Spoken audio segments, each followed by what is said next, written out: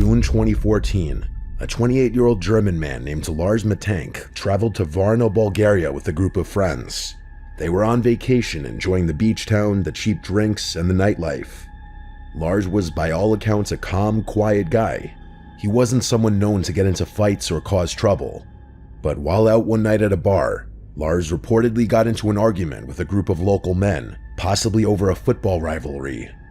The fight left him with a ruptured eardrum, which meant he couldn't fly home with his friends. The doctor told him he needed to stay behind and let it heal.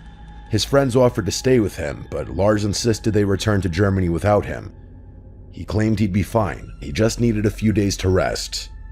Alone in Bulgaria, Lars checked into a cheap hotel near the airport. What happened over the next few days remains one of Europe's most chilling disappearances. Lars began acting strangely. He called his mother several times, sounding panicked. He told her to cancel his credit cards. He said people were following him. At one point, he left the hotel in the middle of the night, claiming he was being watched by 4 mysterious men. He even texted his mom asking what the side effects of an antibiotic he'd been prescribed were. His behavior kept escalating. The hotel staff described him as nervous, pacing, and constantly checking the windows. Then, on July 8th, the day he was scheduled to fly home, Lars arrived at Varna Airport and things took a dramatic turn. Surveillance footage from the airport shows him walking into the terminal calmly at first, but within minutes, he appears agitated. He's seen speaking to a staff member, then backing away nervously. Suddenly, without any visible trigger, Lars sprints through the terminal, dashes through the automatic doors, and runs at full speed across the airport parking lot, leaving behind his luggage, passport, and all of his belongings. The last known footage of him shows him vanishing into the trees near a construction site. No one has seen him since. His disappearance has become a breeding ground for theories. Some believe he had a psychotic break, potentially brought on by a reaction to an antibiotic he was taking, or a latent mental illness triggered by stress. Others are convinced something more sinister was happening, that Lars was genuinely being followed or targeted, and whatever he encountered in those final moments was terrifying enough to make him run into the wilderness, barefoot and defenseless. There were alleged sightings in Eastern Europe for years after, but nothing ever confirmed. The strangest part is that his mother insists that Lars was not mentally ill. She believes he was in danger, that he may have stumbled upon something he shouldn't have, or gotten involved in something darker than he realized.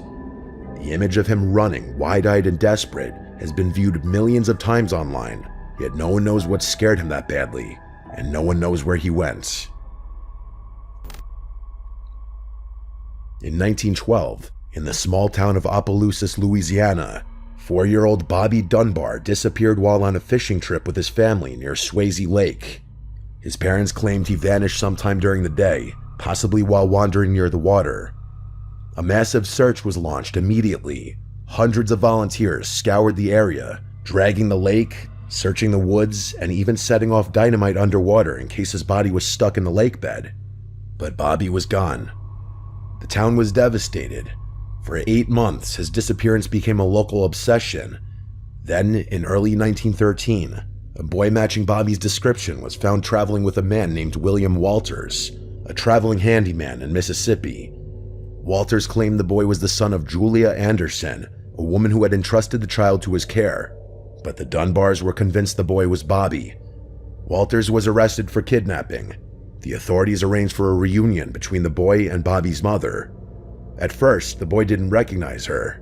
Witnesses later claimed she hesitated, unsure if the boy was actually hers. But after spending a few days with him, she announced to the press and the police that he was, in fact, her son. Case closed, the newspapers said. Bobby Dunbar had been found, Walters was sentenced to prison, the boy was returned to the Dunbar family and raised as their own. But there was a problem. Julia Anderson, the woman who had entrusted the boy to Walters, showed up. She insisted that was her son, Bruce, and that the Dunbars had taken him. She had no money, no lawyer, and no support. When the courts ruled in favor of the Dunbars, she lost custody forever. She returned to Mississippi heartbroken, labeled a liar and an unfit mother by the press. For decades, Bobby Dunbar lived under that name, unaware of any of this. But in the early 2000s, Bobby's grandson began investigating the family's history. Something didn't sit right. Eventually, the family agreed to a DNA test comparing Bobby's descendants to those of the Dunbars. The results shattered a century of belief. The boy who had grown up as Bobby Dunbar was not biologically related to the Dunbars. He was Bruce Anderson. Julia Anderson had been telling the truth all along, which means the real Bobby Dunbar was never found. To this day, no one knows what actually happened to him, whether he drowned, was abducted, or suffered some unknown fate. His case remains officially unresolved. Meanwhile, an innocent man was imprisoned, and another family raised a child who wasn't theirs, all because the truth was too painful, and the need for closure outweighed the facts.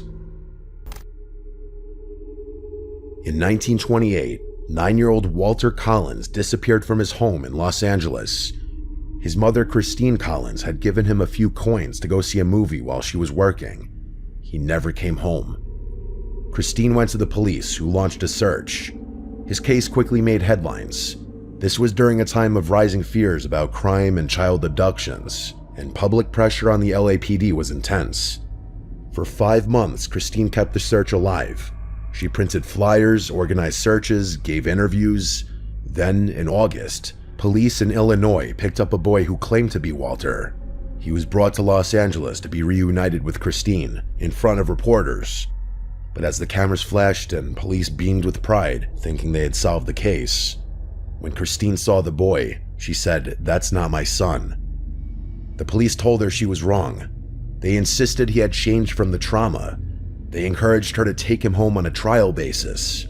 Christine reluctantly agreed, likely pressured by the public scene, but after just 3 weeks, she returned to the LAPD and again said, "This is not my son."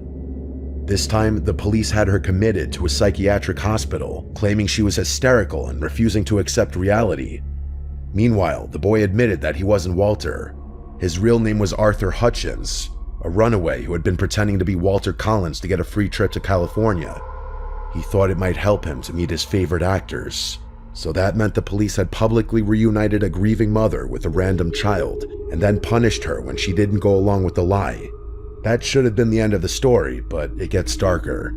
Around the same time, a Canadian man named Gordon Northcott was arrested for a string of murders on a chicken farm in Wineville, California. He had lured young boys to his property, imprisoned them, and eventually killed them. When authorities raided the farm, they found evidence linking Northcott to multiple victims. One of those victims they believed was Walter Collins. Christine pleaded for answers, but Northcott never gave a clear confession. He was convicted for other murders, but the fate of Walter Collins remained unresolved. Christine spent the rest of her life trying to find out what happened. She never gave up, and the city of Los Angeles never formally apologized for what they did to her, for locking her away when she refused to accept a lie. The story later inspired the film Changeling with Angelina Jolie, but the real horror is how it actually happened. A grieving mother gaslit by the system, a lost child exploited for headlines, and a police force more interested in good press than truth. In August of 2008, a 24-year-old Canadian woman named Kayla Reed vanished from a small town in British Columbia. She had recently moved back in with her parents after going through a rough breakup and was trying to start over. One evening, she told her mother she was going to meet a friend at a coffee shop nearby. She left around 7:30 p.m. wearing a light hoodie and jeans, carrying her phone but no purse. She never showed up for that meeting. Her phone went dark less than an hour later. What followed was an immediate and massive local search. Flyers went up and volunteers swarmed the forested areas around town. Search dogs found nothing, and there was no sign of foul play. No dropped phone, no torn clothing, no surveillance footage. It seemed Kayla had completely vanished. As expected, her parents were devastated. Kayla was described as responsible and grounded, not the kind of person to run off without telling anyone. Days turned into weeks, and weeks turned into months. Eventually, the case went cold. But then, a full year later, something happened. Kayla showed up. In the early morning hours of July 5th, 2009, she walked into a hospital nearly 200 miles from where she disappeared. She was disoriented, dehydrated, and barefoot. She was also noticeably thinner, sunburned, and wearing clothes that didn't belong to her. She refused to speak to doctors. She simply wrote her name down on a piece of paper. The hospital staff called police, and after fingerprint confirmation, it was officially her. She had been missing for 11 months. Her parents, of course, rushed to see her, but even then, Kayla said almost nothing.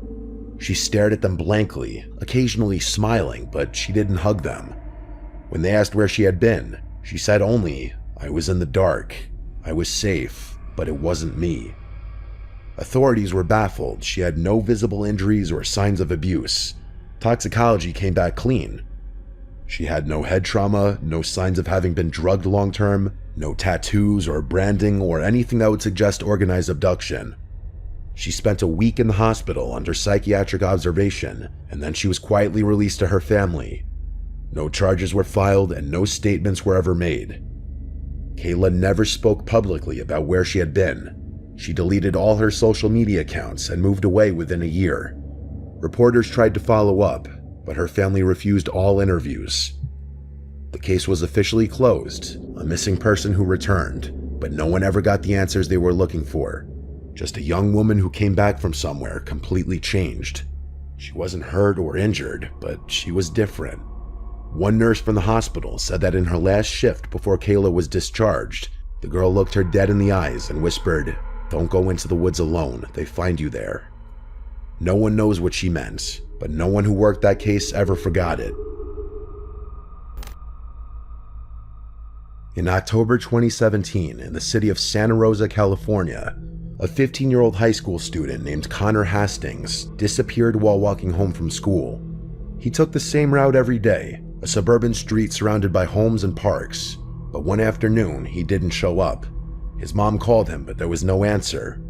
When she checked with friends, no one had seen him since he left school. By 7 p.m., police were notified and a search began immediately. His backpack was found a day later, dumped behind a dumpster a few blocks from his usual route, but his phone was gone. For weeks, the case dominated local headlines. Police dogs tracked a scent trail that ended suddenly at the edge of a wooded trail, where it seemed to just stop. It was strange because no tire tracks were left behind, and there were 0 witnesses. When detectives questioned classmates, rumors began spreading. Some kids claimed Connor had been acting paranoid in the days just before he went missing, like he was jumping at noises and asking people if they'd seen the man in the red jacket. One friend said Connor had recently asked about how to tell if you're being watched. The trail went cold, but 5 minutes later, in March of 2018, Connor returned, or rather, he was found. A 911 call came in from a payphone, one of the few still operating in the area, and the caller reported a teenage boy sitting on a bench, unresponsive, outside a small-town library 60 miles away. When police found Connor, he was silent and staring ahead. His hair was much longer than when he'd last been seen, and his clothes were filthy. He had a spiral-bound notebook clutched in both hands, but it was completely blank. He wouldn't speak for over 24 hours. When his parents arrived, he hugged his mother tightly and then burst into tears. But even then, he said very little about where he had been. Over the next few days, he opened up only slightly. He claimed he had been taken by a group, but couldn't describe their faces. He said they kept him somewhere without clocks, somewhere cold. When police asked how he escaped, he said, "They just let me go. I think I passed their test." A month later, he gave one final statement before refusing to speak publicly again. He said, "There were others. I heard them. I wasn't the only one, but I might be the only one they gave back." The notebook he had been holding the night he was found remained empty. No one could get him to write anything in it. But on the final page in the bottom corner, written in shaky pen, were 4 words: "I was not alone." Police never identified any suspects. The FBI reviewed the case, but released no findings. Connor eventually changed schools and now lives under a different name. To this day, his case is officially solved because he came back, but nobody really believes that that's the end of the story.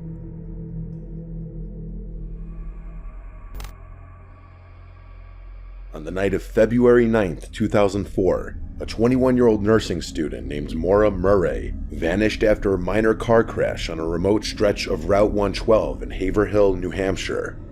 Nearly 2 decades later, no one knows where she went, what she was running from, or who might have been waiting for her. Earlier that day, Maura left her dorm at UMass Amherst after sending emails to her professors, telling them there had been a death in the family and she'd be gone for a few days. But no one in her family had died. In fact, no one in her life was planning to leave. She packed a bag, withdrew nearly all the money from her bank account, and bought a few items, including alcohol from a nearby store. Then she drove north into the White Mountains, alone and quietly, without a clear destination. At approximately 7:27 p.m., a local woman called 911 to report a car accident outside her house. A small black Saturn had crashed into a snowbank on a sharp turn. When police arrived 20 minutes later, they found the vehicle, but no sign of the driver. The car was locked and the windshield was cracked. Both airbags had deployed. A box of wine was spilled across the interior. The only thing missing was Maura. A bus driver who lived nearby had seen her just minutes before police arrived. He stopped and spoke to her through the window. She looked cold and shaken but declined help. He drove off and called in the accident, but by the time the officers reached the scene, Maura had vanished. Not just walked away, vanished. Police dogs tracked her scent for about 100 yards up the road, then it stopped abruptly. No footprints in the woods or any belongings left behind. It was like someone picked her up in a car just out of view. Her phone and credit cards were never used again. The bottles of alcohol she had bought, some were gone and some remained in the car. There were no obvious signs of foul play, but nothing added up. She had no history of mental illness. Friends and family said she wasn't suicidal. She was planning for the future. And yet, she was gone. In the years that followed, her case became one of the most obsessively followed mysteries on the internet. Armchair detectives, forums, and podcasters picked apart every detail. Some believed she staged her disappearance to start a new life. Others believed she was abducted by a stranger or someone she arranged to meet. Then there are darker theories. A serial predator operating the mountains, or a cover-up. But nothing concrete ever came, and her body was never found. Something obviously happened to Maura Murray that night. Something that was likely deliberate. And to this day, the forest around Route 112 still holds its secrets. And the most chilling part is if she was taken, whoever did it knew exactly what they were doing and never made a single mistake. In the remote town of Nome, Alaska, a place isolated by hundreds of miles of tundra, accessible mostly by air, people are used to strange things happening. The winters are long and brutal, and the nights seem endless, but even there, among the quiet snow-covered streets and howling wind, the disappearance of Rick Hills in 2004 is something people still whisper about. Not because it was the only one, but because of how it happened and what was left behind. Rick Hills was a 37-year-old electrician, hardworking, quiet, not particularly social, but he was well liked by the people who knew him.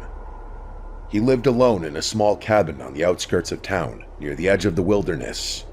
It was not unusual in Nome to be that isolated. Many people preferred it. But Rick's case became more disturbing when it was discovered he wasn't the first one to go missing from that area. In fact, in the 10 years before he vanished, over 20 people had disappeared from Nome under similarly strange circumstances. The FBI would eventually investigate it as a pattern, but Rick's story was different, more personal and terrifying. On November 13, 2004, Rick failed to show up for work. His boss called him repeatedly, to no avail. That evening, a coworker drove to Rick's cabin. His truck was there and the lights were off. It had snowed lightly that afternoon, but when they got closer, they noticed something strange. No footprints in or out of the cabin. It was like Rick had never left or returned. The coworker knocked, but there was no response, so he walked around the property and saw that the back door was open. He called out and stepped inside. The place was undisturbed. The coffee pot was full and his cell phone was on the table, but there was no sign of Rick himself. The weirdest part was the bed was made, not like someone had just gotten out of it. The weird part was that the bed was made so neatly, it looked as though no one had ever been in it. The coworker called the police and they searched the home. Then they searched the surrounding area and then the woods. They brought dogs, drones, helicopters, and still found nothing. Even with the light snowfall, there should have been some sign of direction, like a trail or blood or something, but there was no trace. The man walked out of his cabin with no coat, no boots, no keys, and simply just disappeared. The investigation didn't find foul play. He reportedly had no enemies or debts. Even his bank account was untouched, and his phone had not pinged a tower since the day before. But then, 2 days later, something happened that the public wasn't told about until years later. A hiker about 30 miles north of Nome found something bizarre. A man's sock frozen into the mud of a game trail.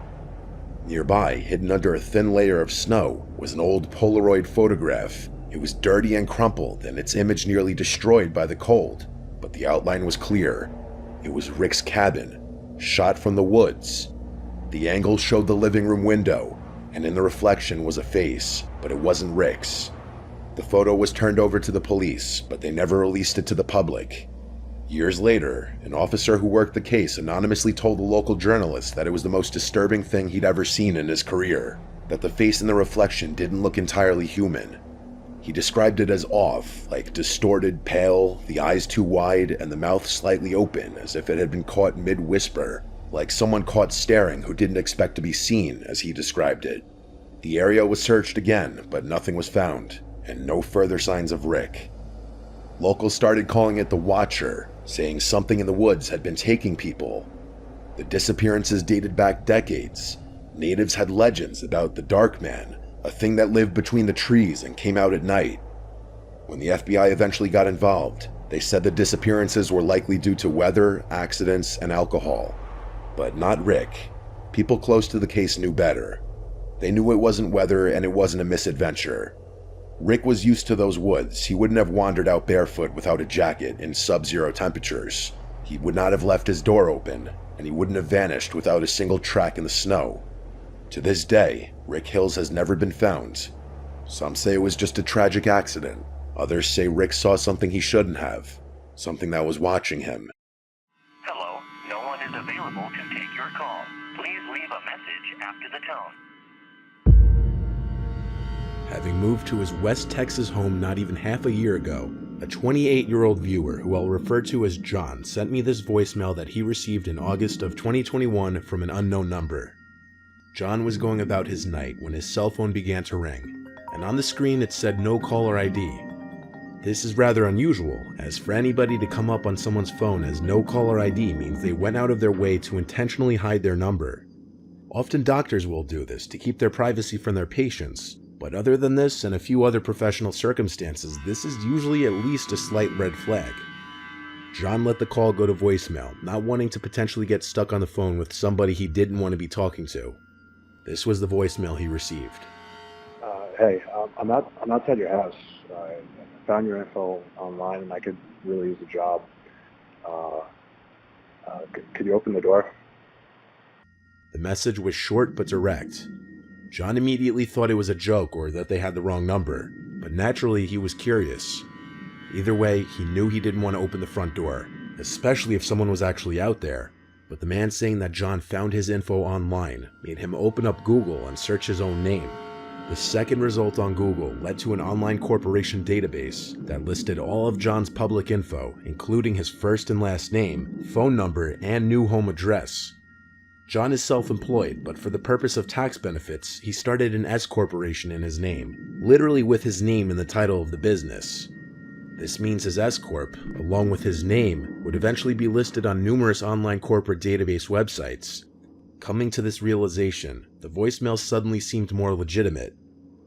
John went downstairs and inched closer to the front door, trying to be quiet. Someone started to bang on the front door, and a voice from the other side was saying something, but his voice was muffled.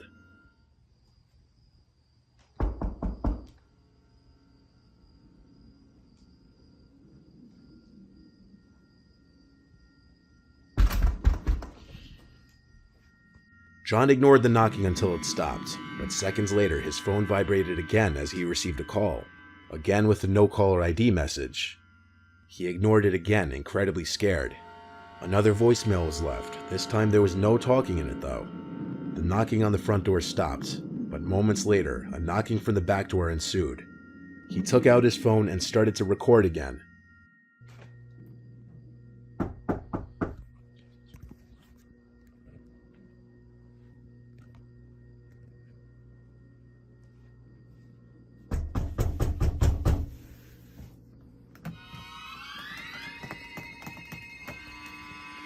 As he turned on the lights, revealing the silhouette on the other side, the situation became even more real for John.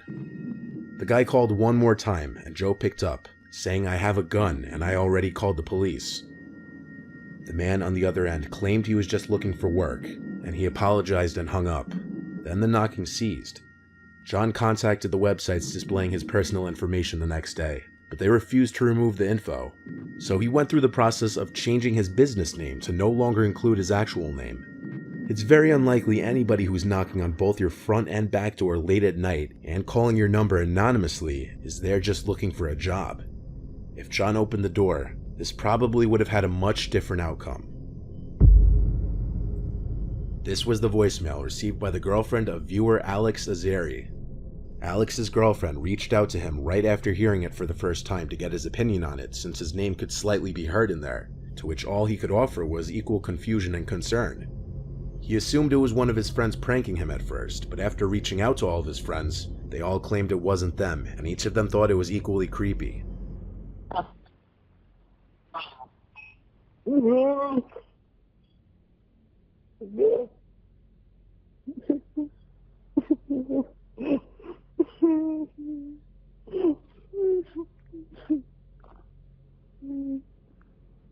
I'm trapped in the bottom. Alex had no outgoing calls, and the person specifically called his girlfriend while mentioning his name, so somehow they must have gotten both of their contact info. Alex and his girlfriend live in different states, and very few people in his life have her number. The voicemail itself is very hard to understand. In the beginning it sounds like there may be a second person in the background, but it's all very muffled. You can, however, clearly hear that someone is crying into the phone.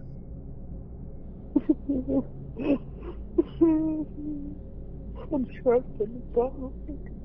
At this point it sounds as though someone is speaking, though it's very difficult to understand. It sounds like they're saying, "I'm trapped in the dark," although it could be something else.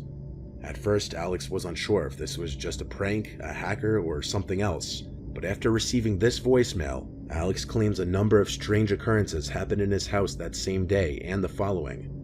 First, a door upstairs slammed shut randomly while everyone in the house was downstairs eating dinner.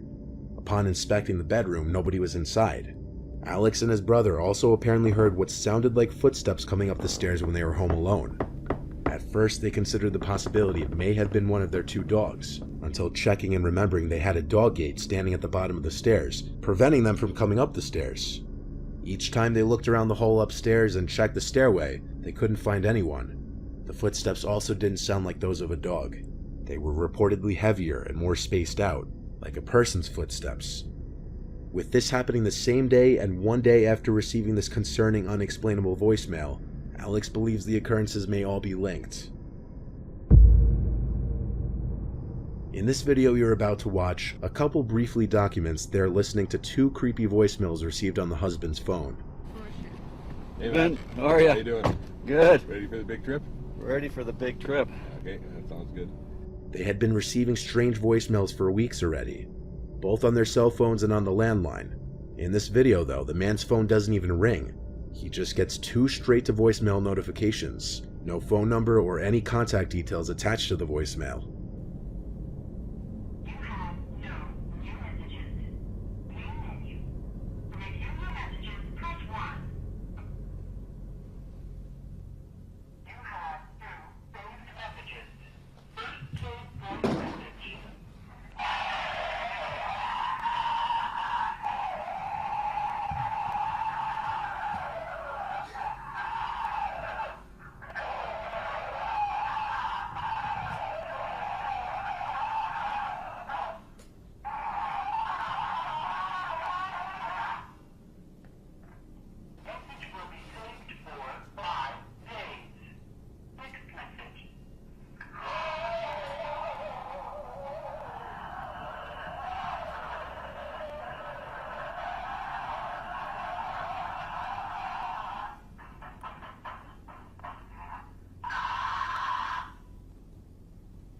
Show where that was sent from. No. I was just sitting where you were, and my voicemail just went off. No ringing, nothing. It just and that like last Tuesday, it was about a 5-minute voicemail on the Okay, Phone so to that's phone, what your kinda the mother-in-law same heard thing. too, right? Yeah. I called out. So Okay. The couple inquired about the calls from the phone company as well, both before and after this video. However, they did not have any records of the audio message being received. The couple described the voicemails as sounding like somebody was being tortured, or some kind of creature was screaming into the phone. The couple would also hear strange sounds in the house at night for a week, such as cabinets closing from the kitchen. They believed that what they were dealing with was supernatural. In February of 2021, 30-year-old Martha Ramirez woke up on a Saturday morning with a notification on her iPhone that said voicemail from an unknown number. Upon listening to it, this is what she heard. Martha. Martha. Martha. Martha. The voice you just heard in the voicemail was of Martha's father. This caused her a great deal of confusion and horror. But why? Why was this even remotely concerning? Well, Martha lost her dad to cancer in 2019. At the time this voicemail was left, he had been dead for almost 2 years.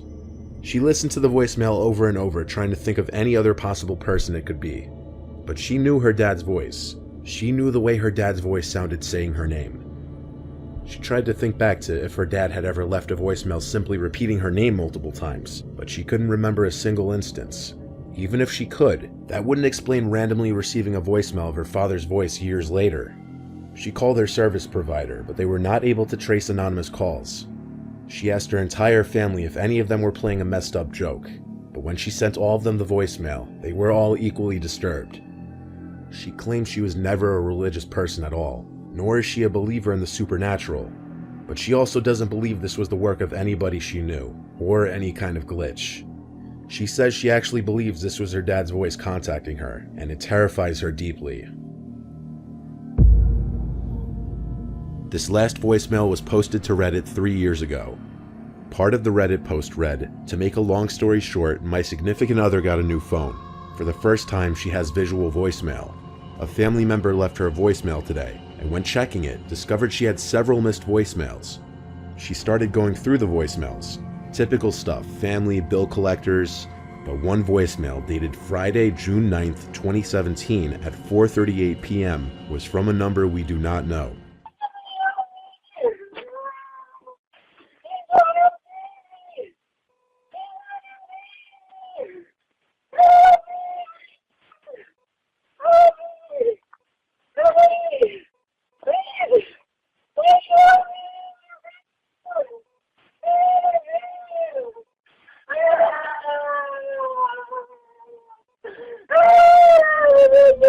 What you just heard was just a small clip from the original 3-minute long audio, which seems to have been removed from the internet without a trace. In this small audio clip though, it sounds like the girl on the other end is saying please help me, and even they have my baby. The rest of the Reddit post read, it's 3 minutes long, and the area code is 480, placing the owner around the Phoenix, Arizona Valley.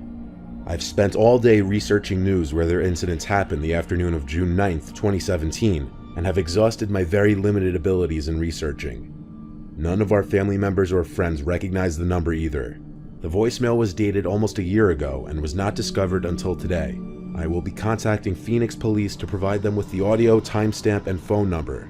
I *67 the number, it went straight to voicemail. Significant other has had the same phone number for 10 years. Based on a lot of the original replies to the thread, the original audio was so horrific that many couldn't even get through it all.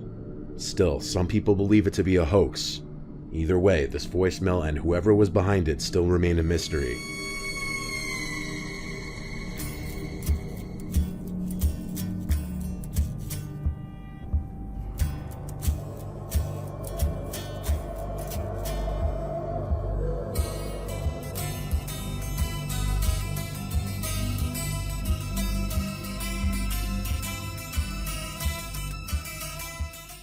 The following videos you're about to see are some shocking and/or disturbing moments caught on GoPros.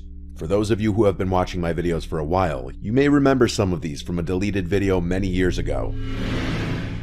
A lot of urban explorers have a fascination with abandoned railroad tracks and tunnels. Train routes can be taken out of use and shut down for multiple reasons, and rarely are the tracks removed thereafter.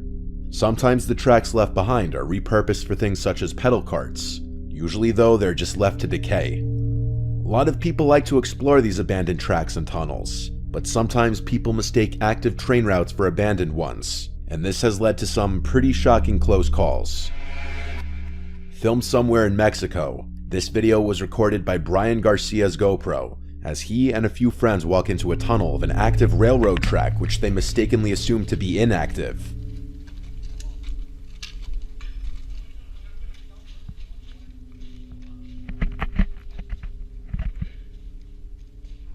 As the group walks down the tunnel, unsuspecting of what's to come, their carefree attitudes are shattered as the sound of an approaching train can be heard, and with only seconds to act, they turn around and make a beeline for the exit.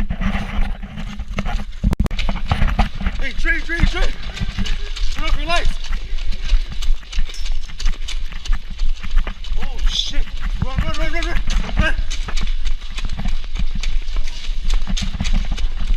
Oh, shit!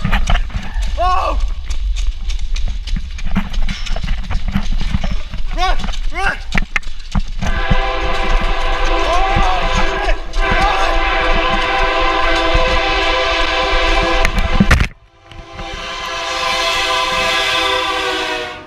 The viewer of the video doesn't realize just how close behind them the train was until the blaring sound of the horn could be heard from directly behind them, and they all make it out of the tunnel with barely 3 seconds to spare, narrowly escaping with their lives. Similarly, in this following video, 2 unsuspecting individuals decide to enter the tunnel of a railroad, unbeknownst to them, an active railroad. These 2 enter the tunnel on their bikes, and after hearing and feeling the vibrations of an oncoming train, they both turn around and head for the exit. However, the one with the GoPro spends a concerning and questionable amount of time trying to move his bike off the tracks to avoid it being hit, instead of simply getting himself out of the tunnel into safety.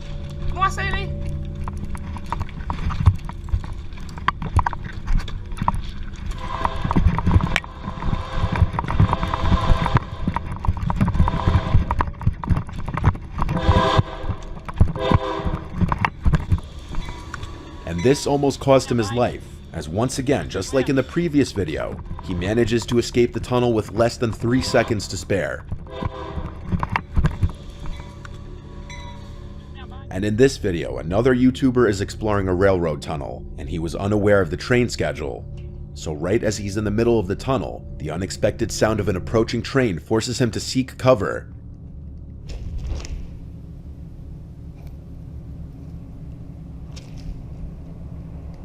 Oh, fuck. Unfortunately, timing was on his side in at least one way, as he was next to a safety niche as the train was approaching.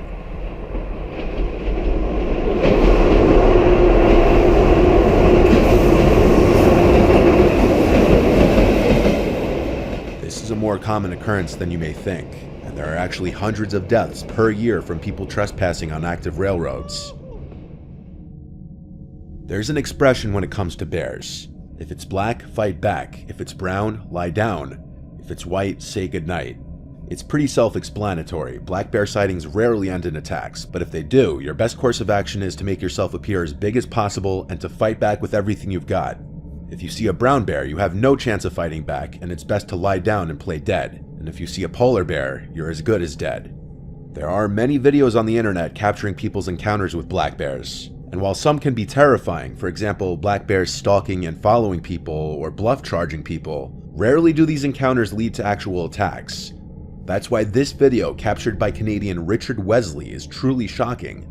While out hunting, Richard spots a black bear in the distance, which is peacefully going about its business. But once the bear becomes aware of his presence, it starts to approach him. What seems like a casual, slow movement soon becomes an aggressive charge, and despite Wesley's attempts to make loud noises and intimidate the bear, it leaps at him and swipes, knocking him to the ground.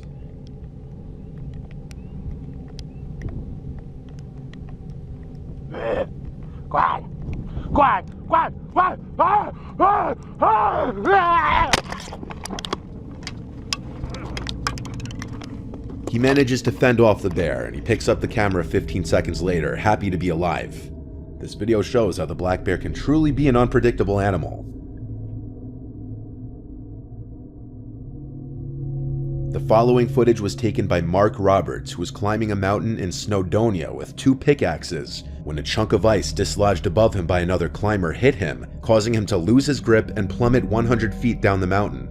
The footage shows Roberts hitting boulders and ice as he fell down the gully before finally coming to a stop.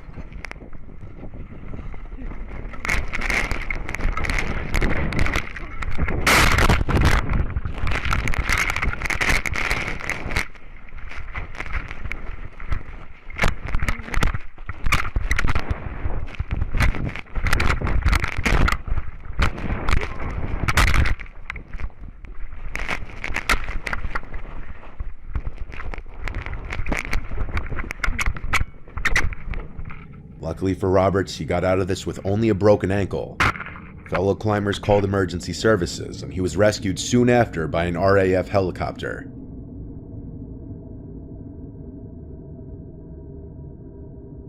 A tourist on a bike tour in a rather rough part of Buenos Aires, Argentina, caught something completely unexpected on his GoPro.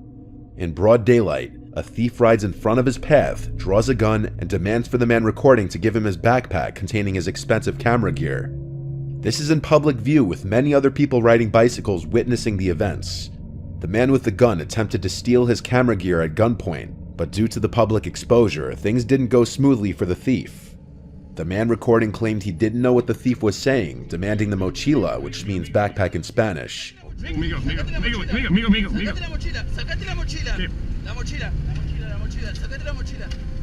what you're saying, man. I don't know what you're saying, man. He gives up the bike instead. That's not what the thief wants, so he chases the man down on foot, gun still drawn. Amigo! Yeah, I gotta give it to him. I gotta give it to him. Amigo!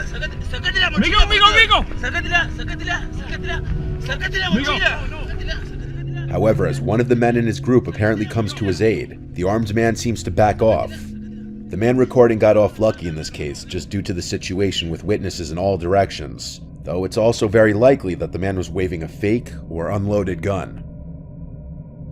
The man wearing the GoPro capturing this video posted his BMX bike on Facebook Marketplace and was contacted by a girl expressing interest in it. They set up a meetup place at a gas station. Thanks to the guy's situational awareness, he notices something seems off as a guy in a white hoodie is quickly approaching them, and this is quickly starting to look like a robbery setup. Bike? Yeah. What kind of bike is it? Yeah, it's this one. I see. Is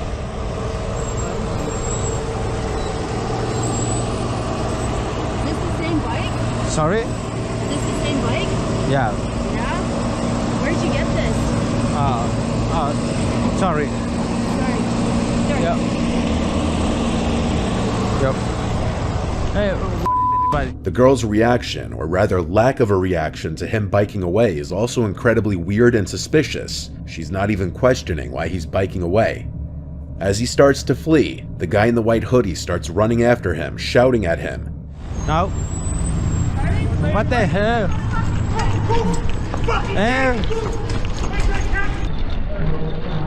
If I had to guess, he was also yelling something at this second guy here, who also appears to be part of the attempted robbery, to try and grab him off the bike. Luckily, he's built up enough speed by then to pass the guy and escape.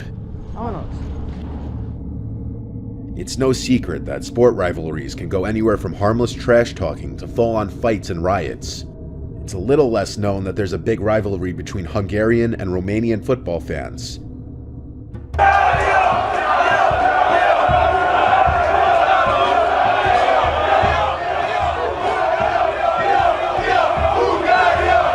This following video was taken on a GoPro worn by a Hungarian football fan who was answering to the Romanian petards being thrown in the crowds and the provocation by fellow Hungarians.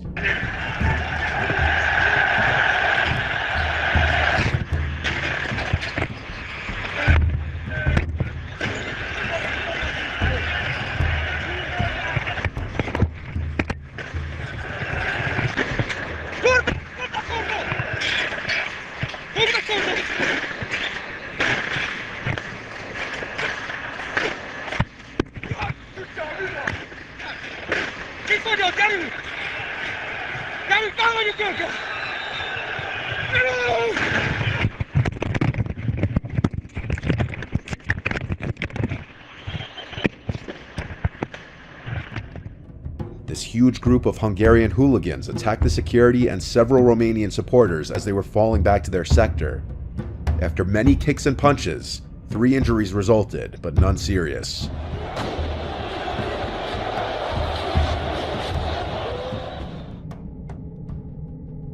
This video captured the shocking moment 2 planes carrying a total of 9 skydivers collided mid-air 12,000 feet above the ground. The 2 single-engine planes were in position for a maneuver called the tracking dive, with one closely following the other.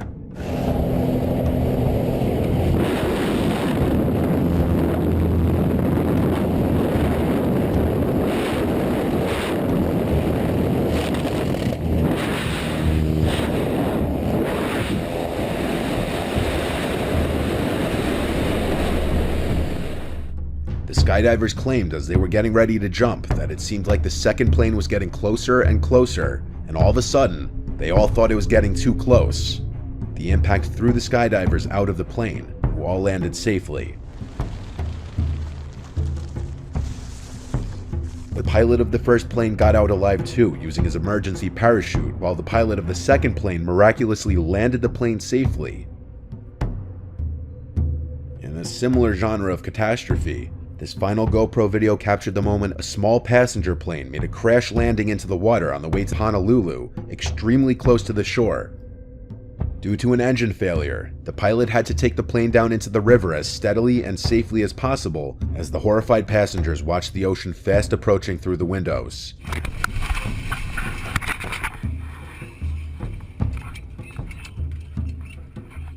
Everybody was surprisingly calm and organized, escaping the plane quickly and sticking together. However, shockingly, despite the fact that everyone made it out of the plane safely, one person did not survive.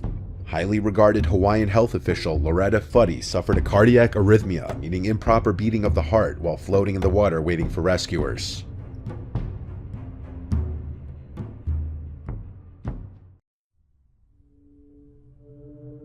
Number 8. The Hanging Woman. It was Halloween of 2005 in Frederica, Delaware, and decorations were abundant. The town was ready for the holiday, with cobwebs, jack-o'-lanterns, rubber monsters, and the such. So one more hanging body prop wouldn't stick out too much, right? Well, that's apparently the case. As it turns out, a 42-year-old woman committed suicide by hanging herself from a tree on a rather busy residential road. The body hung 15 feet high without alarm for hours, with trick-or-treaters routinely passing by it, assuming it to be just a decoration propped up on the tree by the owners of the house. It went completely unnoticed that this was a real hanging dead body, all the way until later the next morning, when neighbors caught onto it, at first thinking it was a Halloween prank, but upon getting a much closer look, they could see and smell the body for what it really was. The unnamed woman lived about a quarter-mile away from where her body was discovered. Number 7. On Halloween of 2007, 18-year-old Lisa, a high school senior, was invited to a Halloween house party at her friend Mick's house. There were an estimated 100 students at the party. Mick and a few other students picked up on the fact that there was an unknown, shady-looking character who looked much older than any high school student. None of the students at the party could identify him, but Mick never bothered to ask him who he was or to leave, as when interviewed, Mick said, "I go to parties all the time, and there are always random people showing up. I have even shown up uninvited to parties in the past, so I didn't see how anything bad could happen because of it. I just wanted to know who he was." It wasn't discovered until later that night that Lisa was missing, when Mrs. Corrado called Mick's house asking if Lisa was still there. Mrs. Corrado called the police in a panic, while Mick and a few of his friends started sweeping the streets in hopes of finding her after calling her cell phone turned out pointless. What they found was completely unexpected. The shady-looking guy from the party was seen dragging Lisa's body through the grass to the woods. When he caught a glimpse of the boys, he fled into the woods, and they were unable to catch him. Lisa was drugged at some point during the party by this man, who still remains unidentified. Number 6. Carl Jackson and his girlfriend were driving through the Bronx on Halloween night when they were aggressively egged by a group of teenagers. Carl got out of his girlfriend's car to reprimand the teenagers, expecting them to run off. Instead, 17-year-old Curtis Sterling pulled out a gun and shot Carl in the chest. Carl was killed instantly. Because Sterling was a minor, he is serving only a 20-year prison sentence. His argument was self-defense, that he was only egging his car for fun, but when Carl stepped out, Curtis assumed him as a threat and opened fire. Number 5. On Halloween night, 55-year-old Chicago resident Liddell Peoples got into a deadly altercation with his girlfriend, 49-year-old Maria Adams. Adams allegedly took a bag of Peoples' Halloween candy, sending him into a violent rage. Peoples took out a knife and repeatedly stabbed Adams, killing her. Upon arrest, Peoples attempted to defend himself by explaining that his candy was taken. As you can imagine, the legal system was not all that sympathetic. He was arrested on a $2 million bond. Number 4. It was Halloween in the year 2001 in Ohio, many kids' favorite night of the year, as they get to run around with friends asking complete strangers to fill up their bags and pillow sacks with cavity-inducing sweet goodness. Now, many kids complain about getting coins or apples or pretzels thrown into their bags, but those things all seem great in comparison to receiving human appendages. It wasn't discovered until late that night when Kathy Jones reported finding a human finger sealed in a goodie bag in her children's candy bag. This may have been the first report to police, but it wasn't the last. The next day, many parents were reporting finding human body parts, including fingers, toes, and even eyeballs in their children's candy bags. Police had to conduct a whole thorough investigation that started with finding out each and every house the parents and kids had been to, and then investigating each home that was visited by all of them. No solid evidence was ever found in any of the houses that may have included foul smell, other body parts, or even just suspicious behavior. It was never determined who could have been the one distributing the not-so-goodie bags. Number 3. If you thought that was all you were going to hear about human body parts, think again. In a small Minnesota town in 1999, an unknown couple was giving away large and heavy paper bags full of supposed treats inside. According to the few unfortunate kids and parents who chose to solicit candy from this house, the brown paper bags weighed anywhere from 2 to 4 pounds, and the woman who answered the door would look to someone hiding behind the door to hand her the bags.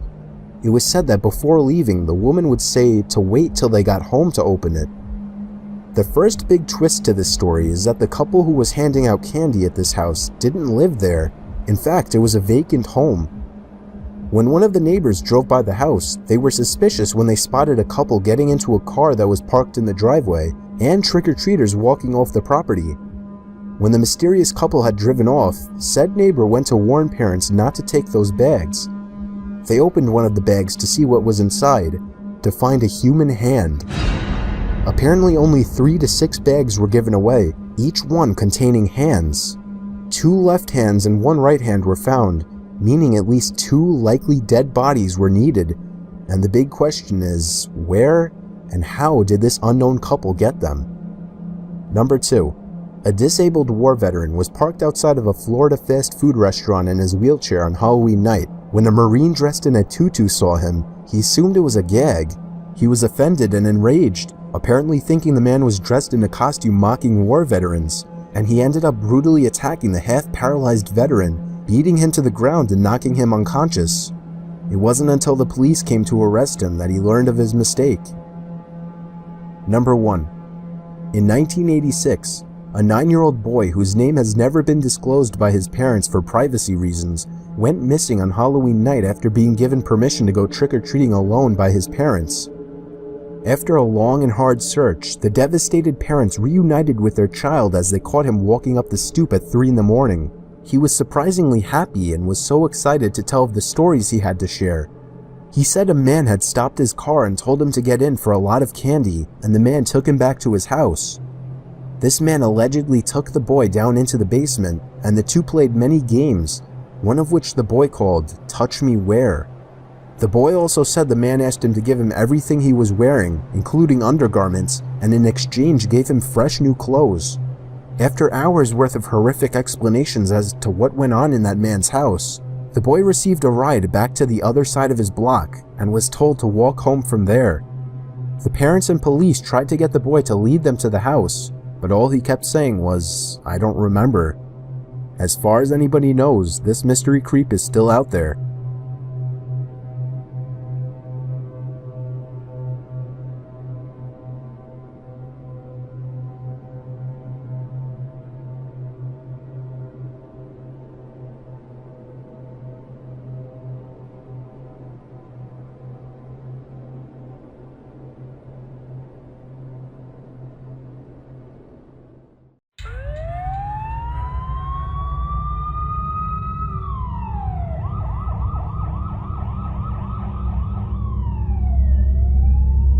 partner and I got a breaking and entering call late one Friday night. I'd never responded to a call like that before, but it sounded serious. A young woman was home alone and heard footsteps downstairs, but when she was on the 911 call, the call was cut before she could give her location in the house. We arrived to the home and entered through the front door, which was left unlocked, which later proved to be how the break-in occurred. Both of us shouted police with our guns drawn, expecting the suspect to be armed. We called out for Anna, that was the homeowner's name. Anna never called back to us. We knew she must have been scared and didn't want to give away her position to the intruder. We checked the whole first floor, which was small and quick. There didn't appear to be a basement. A door shutting upstairs drew my partner and I's attention. I led the way upstairs. All the doors had been shut, so I couldn't really tell which door I had just heard. I told my partner to check that one while I checked this one. I turned the doorknob and kicked the door open, immediately lifting my gun into the air. It was a dark, empty room. I heard breathing in this room, though. It sounded like a woman's breathing. I looked at the closet door, which was slid slightly open, and I saw half a face, mostly someone's eye, peeking through the opening. Resting assured it was Anna, I lowered my gun and said, "Anna, it's okay, you can come out." But she didn't, and the breathing quieted. Then my partner in the next room over called, "Jason, I found her." My feeling in that room suddenly went from at ease to ready to throw up. I raised my gun again and yelled, "Come out of the closet." They did not obey, so I called my partner into the room. He turned on the light and we opened the closet together to see this disheveled, drugged-out woman holding one of Anna's kitchen knives. With 2 guns pointed at her, she dropped the knife and we brought her into the precinct. Thank God I was stationed in a safer area of town the next year, and I haven't gotten any breaking and entering calls since then.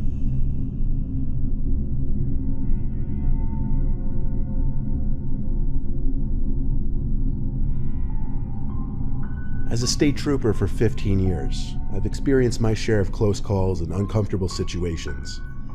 This happened over a decade ago when I was still relatively new to the job. I was on night patrol on an interstate about 2:30 a.m. I usually had my car parked near a bush to hide myself from view from oncoming speeding cars, but at this hour I didn't really try to hide too much. I was moving my car and pulled into a gas station that sat on the side of the interstate. It was closed, not because it was late, but rather it was temporarily out of service. I noticed 2 cars parked in the lot next to each other. There was nothing immediately suspicious about this, but I kept my eye out just because strange things happen at this hour. I parked my car in a way that I could watch the interstate as well as these 2 parked cars. I realized that I didn't see anyone in either of those cars though. Now this was quite suspicious. The station was closed and there were no workers here. I exited my car with my hands on my belt and approached the 2 cars. I tapped on the windows for the both of them. Nobody in either of them, as I suspected. I began to walk around the lot as the occasional car zipped down the interstate. I went up to the glass of the closed gas station and knocked on it. I turned around, dumbfounded. Whose cars were these? Just as I imagined they could be in the woods somewhere, I heard someone running from around the building and ask for my help. He was some young 20-something-year-old man, like me at the time. He said his car wouldn't start and needed help. Now, I told him right away that I was no mechanic and that he'd need to call a towing company, but he practically begged me to just check under the hood for a second. He ran to his driver's side and popped the hood. I looked under the hood with him, not really knowing what to look for because I wasn't much of a car guy at the time. I asked if his battery died, and when I looked at him, I took note that he was looking around very oddly. He replied, "I don't think so." I then looked at the car parked next to him. "Whose car is that?" I asked him. He said he didn't know. He simply parked there to see if there was a porta potty in the back or something. I was reading through this kid's bullshit. Something was up here. As I looked back at the guy from the 2 cars, I saw him looking back at something or someone. I turned and saw another guy approaching me with a knife in his hand. I unholstered my gun and aimed it at him. He dropped the knife and put his hands up. They both did. I immediately called for backup while keeping the 2 at gunpoint.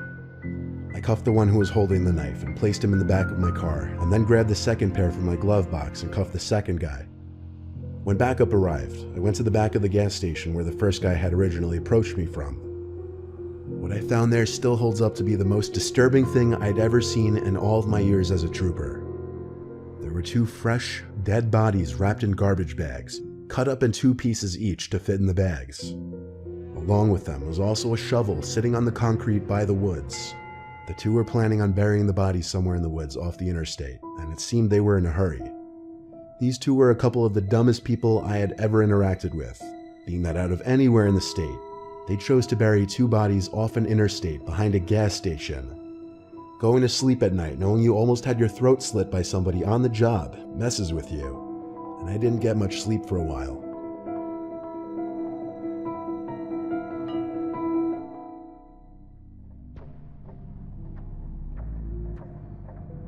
I'm a rookie cop currently working the night shift.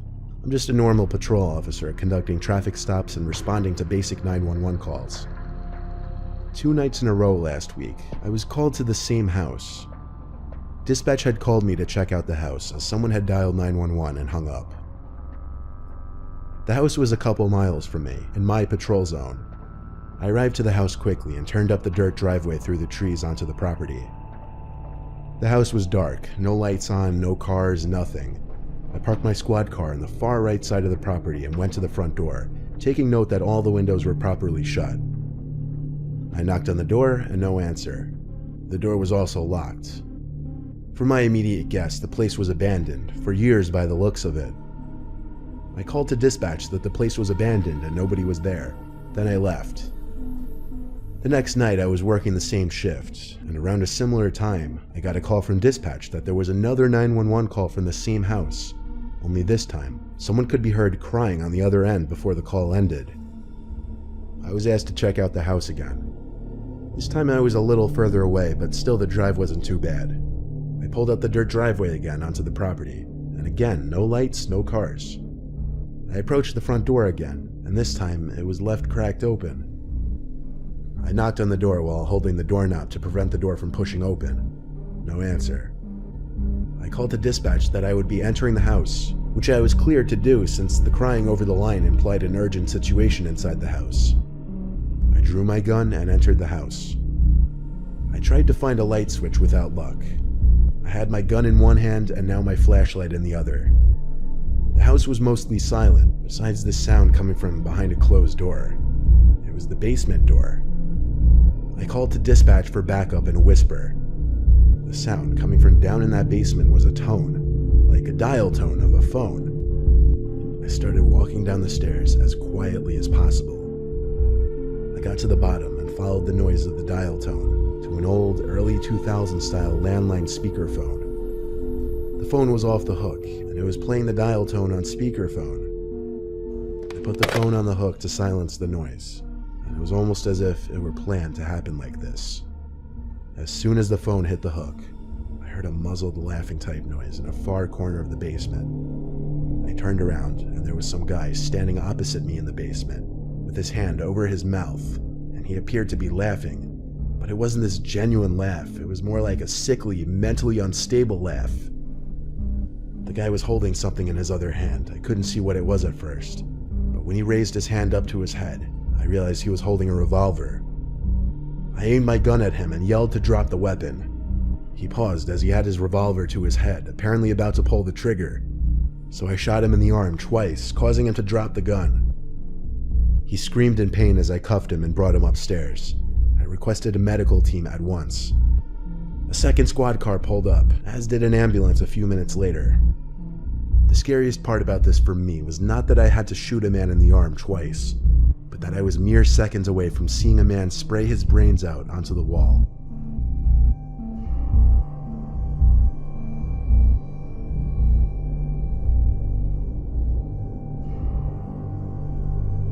My partner and I got a radio call of a welfare check, which is just a check on the welfare of a person. A woman's ex-boyfriend called because he received text from his ex stating that she wished it had never ended and that she could no longer go on without him. We get to the place, knock, pound, etc. No answer. We call the number the ex provided and get an answer and a hang-up, so we hear it from the outside window and know she's in there. We say we're going to break the door down if she doesn't answer. We hear some slurred mess of speech. Door unlocks but doesn't open. We open the door to find a young woman, wet, naked, pale as hell, and swaying in one spot. Her hands bleeding. We call a rescue ambulance, and she's off to the hospital. Now to the creepy part. None of the lights would turn on, so we conduct a safety search and find candles lit in the bedroom and bathroom. On the walls were Bible scriptures written in her blood, and a tub of brown water, the water being mixed with old blood. I don't know how she survived, because that water was dark. She had been sitting in it for approximately 3 to 4 hours.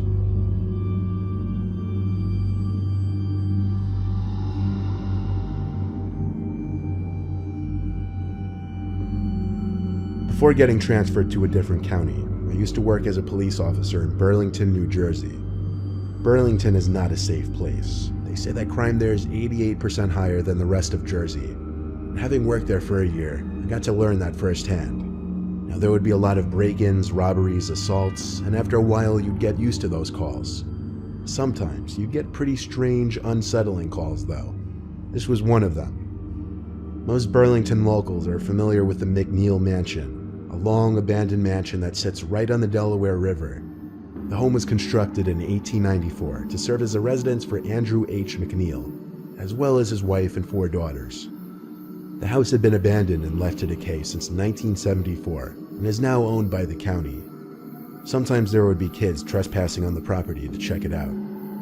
Sometime past midnight, I was told over the radio by dispatch to investigate the property, as there was a report by a neighboring house that there were some people seen hopping the fence to the property.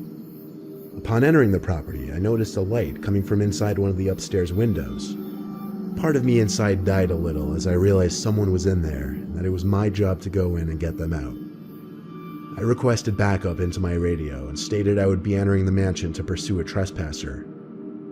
I scanned the outside of the house once more looking for an entry point and found one of the lower windows was smashed open and easily accessible, and that's how I made my way in. Right away, first thing I did was make my presence as a police officer known. I was inside what appeared to once be the living room of the mansion, rubble covering the whole floor. I heard footsteps upstairs. I shouted again, expecting them to come down the stairs. When they didn't, that meant it was my job to come up. I went up the stairway and started walking around. There was no way to hide my steps with all the litter and rubble on the ground. I heard something fall in a nearby room. This is when the worry and fear really started to kick in. At this point, I had my hand on my gun holster ready to react. Though let me tell you, having a gun doesn't make you feel invincible. I shouted again to try and draw out the trespassers from the room. You ever hear that dumb, overused quote, "I didn't sign up for this" in the movies? Well, I was pretty much feeling that exact way. I stepped into the room that I thought was where the noise had echoed from. It was some small, weird room with a bunch of windows with blurred glass film. There was a sliding closet door open about 3/4, so they had to be in there. I took out my pepper spray and gave one more warning that I was a police officer before yanking the closet open fully. It was empty. This made no sense. I looked around the room, and the windows. They looked to an outside deck, and there was someone standing behind one of them. I couldn't see anything about their features other than the outline of their body, but then I realized there were people at the other windows too. The way they were all looking at me through the window film, such a ghostly appearance they gave, like a picture from a kid's horror novel. I found the door to that deck in an adjacent room. When I stepped out, the 3 figures standing at the windows were gone. I didn't see any other way off the deck besides the door I came out through. I saw the flashing lights of a police car through a bunch of trees, parked on the same lot as me. Another officer announced his and his partner's arrival to me over the radio. I met the officers outside the house and pointed up at the deck where I saw 3 people standing. They were creeped out as well when I described how they all just stood there at their own windows looking in. We searched the whole mansion together. I eventually came to a small room with a window on the first floor, and once again, something was outside this window. I had to step closer to figure out if it was a person's head or not. When I got too close, the object lowered below the window. I radioed the other officers to go outside with me. We looked around the whole property and didn't find anyone. We searched for another 10-15 minutes before closing up all the entrances to the house and moving on. The scariest part of this for me was definitely seeing 3 ghost-like silhouettes all standing at their own of the 3 windows to that deck, looking inside at me.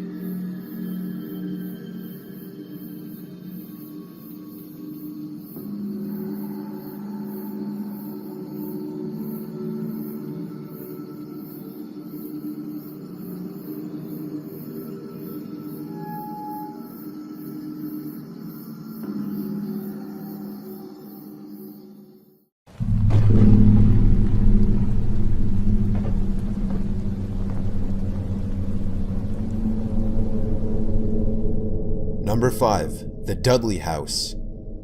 Gideon Dudley settled in this house in 1747 on land that was once a Mohawk Indian tribal ground. The surrounding forest was named Dark Entry. Many people are said to have vanished into the forest, while many others who have lived in there have gone insane. People who visit the forest today claim to hear screams coming from deeper in the forest. Visitors to the area have even had the sensation of being pushed by unseen hands, scratched, and witnessed orbs. An anonymous person who got close to the house claimed to have heard manic banging on one of the windows from the inside. He couldn't see who or what it was, as the blinds on the other side were down. However, he could see the blinds being pressed into the window with each bang. Now owned by the Dark Entry Forest Association, it is heavily patrolled by state and local authorities who warn that anyone visiting the site will be arrested. Number 4. The Harlow House. In 1932, 42-year-old Hollywood producer Paul Byrne married 21-year-old Hollywood starlet Jean Harlow. 2 months later, Byrne died under mysterious circumstances in the couple's home. After crime scene tampering from high-level studio executives, his death was ruled a suicide, though suspicions fell on his ex-wife, who committed suicide a day after his death. Jean would die 5 years later of renal failure, and the house later became the home of Sharon Tate, who claimed to have seen Byrne's ghost on the grounds. Sharon Tate, as you might know, was savagely murdered by members of the Manson family. People who have gone to visit the house or just to see it up close in person have reported seeing shadowy figures standing by the windows, and at other times feeling a ghostly presence surround them. Number 3. The Connecticut Funeral Home. Built in 1916, this suburban residential home was used as a funeral home from the 1930s until it was purchased by the Snedeker family of upstate New York in 1986. Upon moving in, the Snedekers found various mortuary items, such as coffin handles and a blood drainage pit. And a series of supernatural phenomena showed up next. First, it started out with just doors and windows opening and closing. Then it got much more horrifying. They would wake up at night to screams coming from around the house, or cries coming from inside closets. The oldest son, who was at the time in the middle of radiation treatment, began to exhibit radical personality shifts, becoming withdrawn and angry. He began writing poetry with necrophilic themes, and during one intense episode, he attacked his cousin with the intent to rape her. His family had him arrested and taken for an evaluation, where he was pronounced schizophrenic.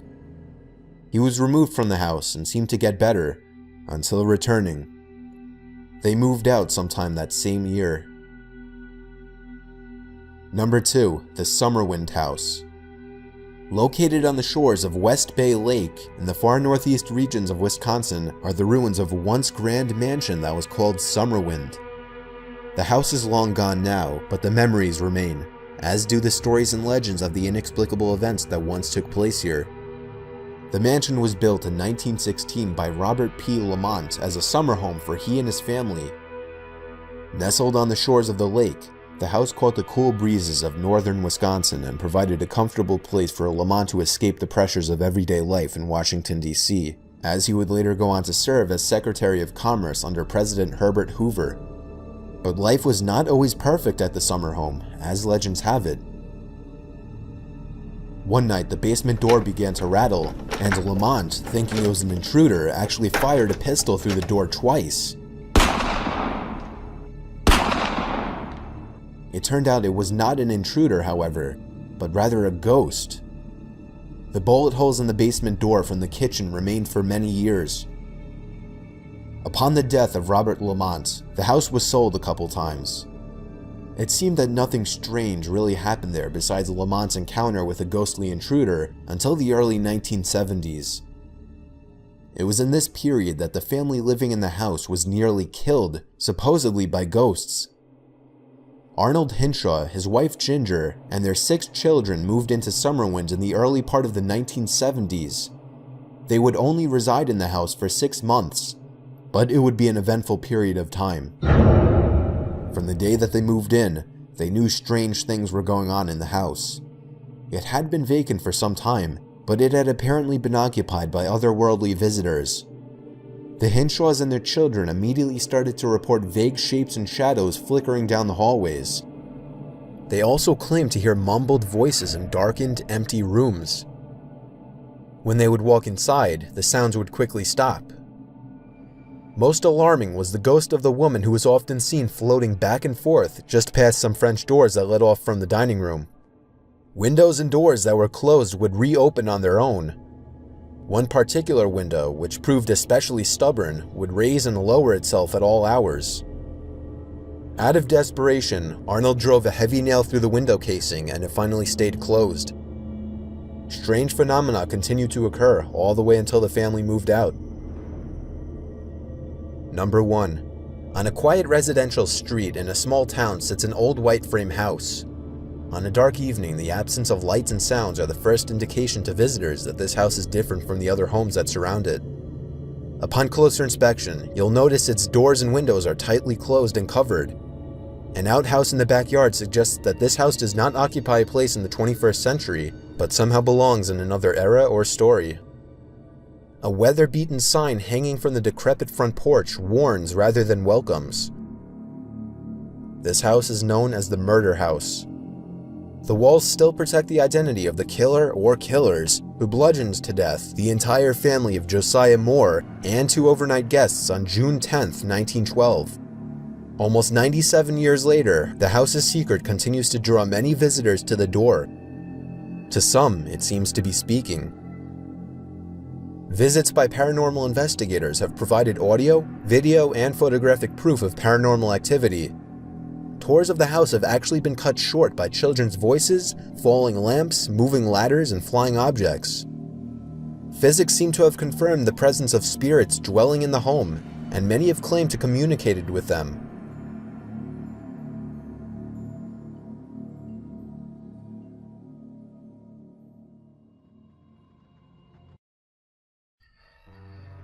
The 5 most disturbing things that have happened in schools. So in honor of a new semester starting again, today we're going to look at some of the most disturbing things that have happened in schools around the world.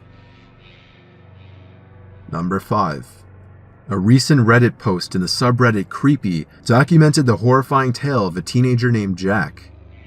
Jack says he attended West Lynn High School in Oregon.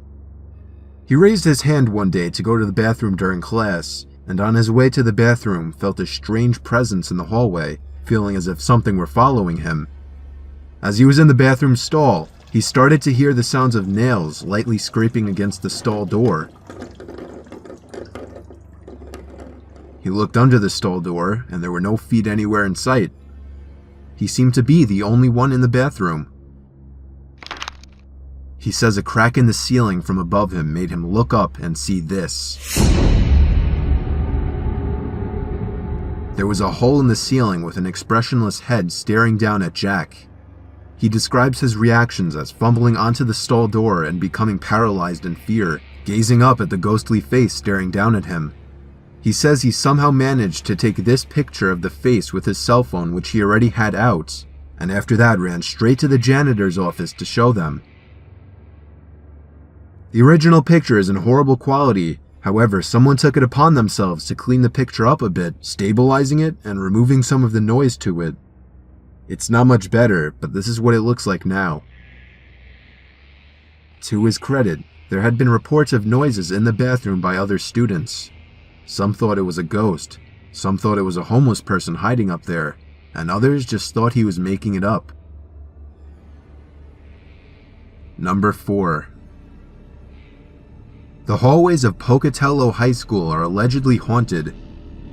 Unedited video surveillance captured on several occasions strange events, such as lights flickering on and off, cameras shutting off, and most disturbingly, a specter is seen slowly floating toward a doorway, stops, and then moves away.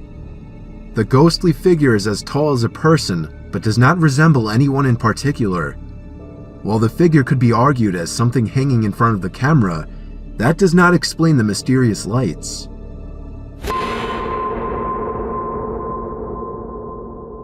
Officials at the school said that this was only a highlight of what goes on at the school. Students and staff alike have reported strange sounds such as whispering or a piano being played on its own.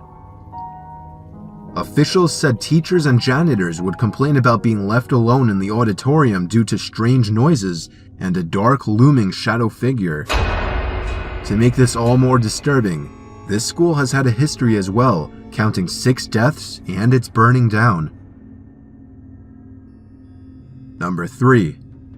This is the disturbing video of a girl who was believed to be under possession by a demon. She was usually a well-behaved student, who on the day in question was acting completely normal, up until a point where she started screaming uncontrollably at seemingly nothing. She starts to become clearly paranoid of her surroundings, and begins to speak and act as if she is someone else. She remembers absolutely no one around her, including her peers and teachers. As she begins to scream and act crazier, she is held down, and a lot of the speaking you hear in the background is prayer for the girl. As you can see, the teachers try to help without any success.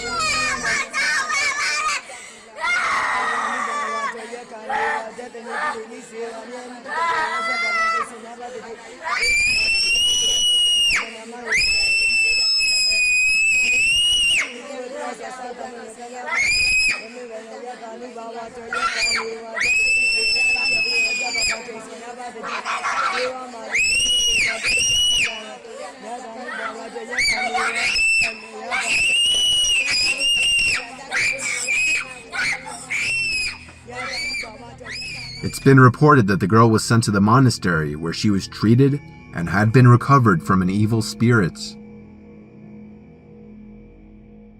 Number 2. A couple of Afghan teenagers decided to videotape a said-to-be haunted, abandoned school. They expressed their fear on several occasions throughout the video, but seemed to be more excited to finally be able to videotape this place, as they had been planning to do so for a long time. They don't see anything strange at all besides some odd drawings on the wall and abandoned school equipment. At a later point in the video, though, a strange ghost-like entity makes an appearance. Upon closer analysis, the figure appears to be missing a head. The teenagers claim they did not see anything while filming in the school. They only noticed the entity after watching the video on their computer when they went home. It's become a relatively well-known clip on YouTube by now, and remains one of the more interesting clips of the supposed paranormal. Number 1. According to another Reddit post, a 45-year-old janitor was working overnight at the Visual Art Institute in Massachusetts on a cold, snowy January night. He wasn't comfortable with it, as everybody in the institute was reporting hearing noises coming from inside the walls and in the vents. The janitor would scrub the bathrooms out and hear muffled noises coming from inside the walls. He moved on to the classrooms and studios and heard slight rumbling type noises coming from the vents. Later that night, the janitor went to the basement to fetch a drill from the supply closet when he heard a tapping noise. The tapping noise was louder than any other sounds he had heard. He found out the sounds were coming from a vent. He undid the screws to the vents. He found a man hiding in the vents that jumped out, practically tackling him. The janitor bashed the man in the head unconscious. The man was escorted to the hospital, where he admitted to being homeless, and that he had been spying on people in the art classes and in the bathrooms through tiny holes in the vents and walls.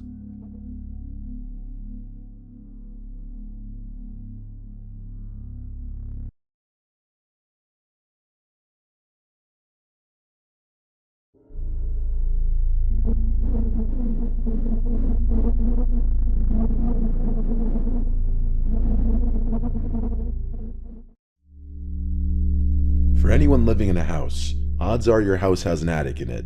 Perhaps the place in your house you spend the least amount of time in. But do you ever hear sounds coming from up there? Sounds that almost make you wonder if something's up there. Of course, it'll usually be dismissed as house settling noises, because who would ever imagine that someone or something would actually be up in your attic, or God forbid on your roof, right? Well, these videos may make you want to install cameras.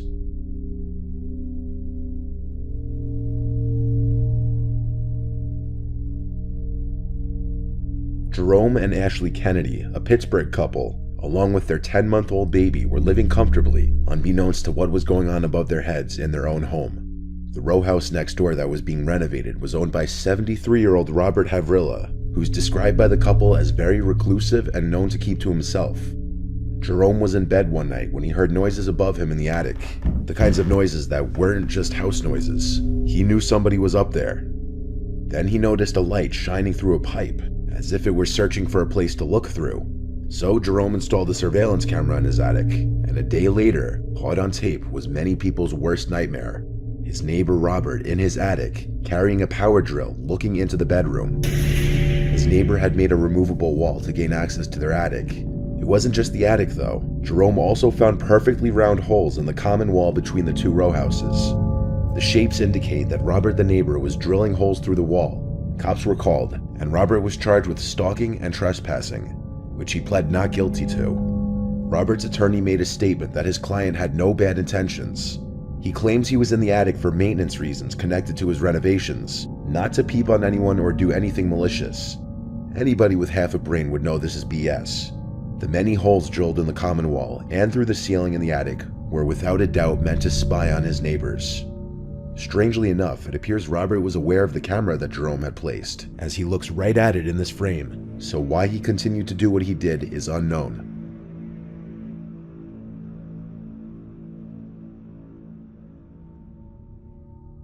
This anonymously submitted video to a channel called Handle Bandle starts with a young guy explaining how the dry, boxed food that he and his girlfriend had left in the garage was mysteriously torn open and scattered across the floor. Door open in the front, or the back door open, but when we were still moving our food in, we left a lot of our box food here in the garage, and when we came out, I think it was a couple days ago, I think it was a Thursday in the morning, the boxed food, the dry food that we had, was all torn open and scattered across the garage floor. Since then we sweeped it out and cleaned it up and everything, but something got in here and tore a big hole in the side of some of those boxes.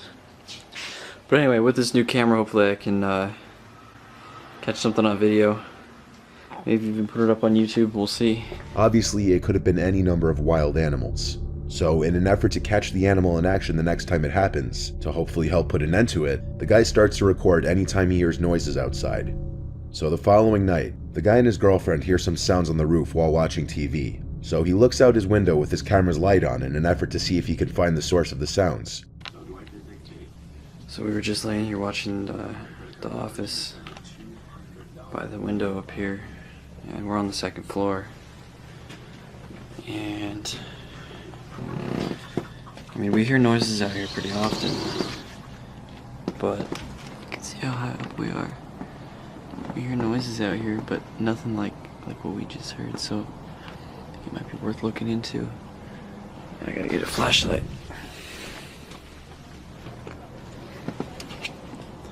Can't see anything. I can't really describe exactly what it sounded like, but almost like some kind of a screech. When the window doesn't provide a good view of what it could be, he decides to go outside for a better view, and this is what he sees. Alright, let's see.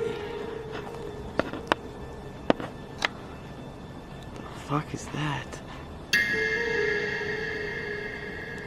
What in the fuck? Wait a minute. Hey! It's half ahead of what looks to be either some kind of creature or perhaps somebody wearing a mask. He goes back inside to gain access to the roof through his window to get a closer look. As he climbs up, he hears a snap, then looks to see the head again, still staring at him, causing him to possibly fall off the roof.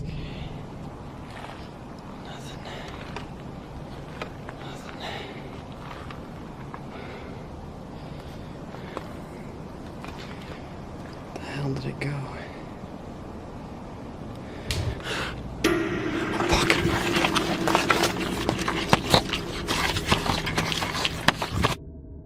No other information is known of this video. Was it some kind of creature? Some people in the comments were saying it could be an owl. Others think it was a person in a mask with malintent, possibly trying to break into the house. And some believe this was footage of a rake.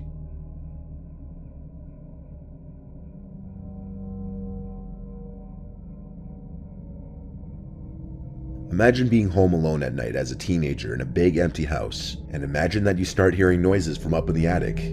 That's exactly what happened to 17-year-old Stephen Braun.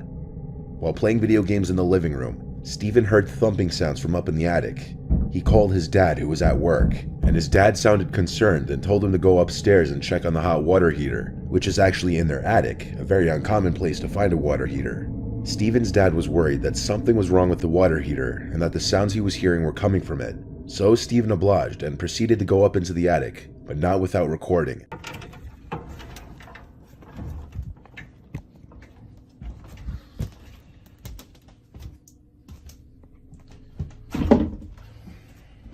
As Stephen checked the water heater and saw that it was completely fine, he then appeared to be leaving the attic, and that's when he heard a sound that caught his attention.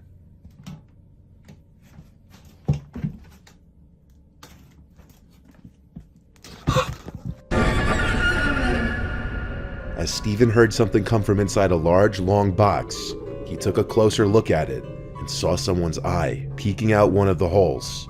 Understandably, the 17-year-old was probably in shock and unable to do anything besides stop recording and run out of the attic. He says he locked himself in his room to call his dad, and his dad simply told him to hang up and call 911, and that's what he did. As Stephen was in his room, he heard the footsteps of someone leaving the attic and then running down the stairs of the house and out the front door. As has clearly happened way too many times before, by the time police showed up, it was way too late to catch the intruder.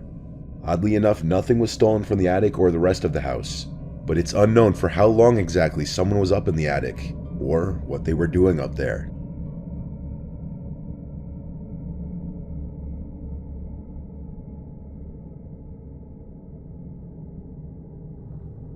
In this video you're about to see, a young couple who just recently moved into their new home started hearing noises from up above in the attic, so the man decides to go up there with a light and camera and check it out.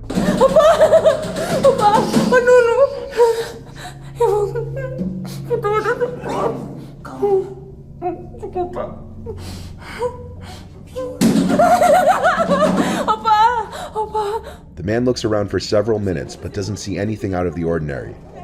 As the wife is clearly very distressed and scared, the man maintains a calm, reassuring demeanor about the situation.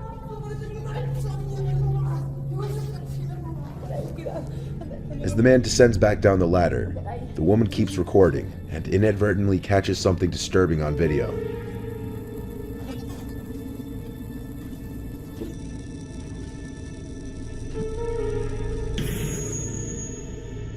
What appears to be the wrinkled, gray face of an old man peering down at the couple for a very brief moment with an eerie expression. It quickly disappears back into the darkness above, going undetected by the couple. Some people believe that it may have been a homeless elderly man who was taking refuge in the couple's attic. However, given the small size of the attic, it would be very unlikely for the man not to have spotted a squatter up there.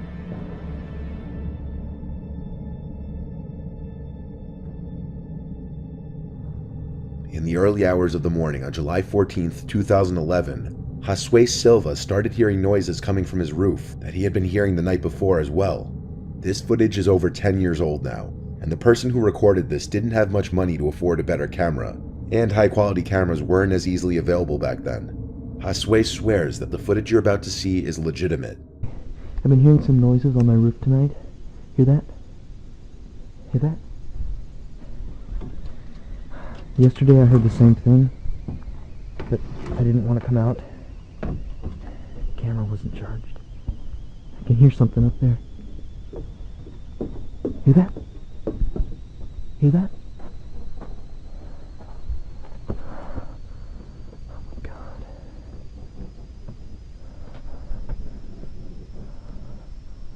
There, gotta climb on the...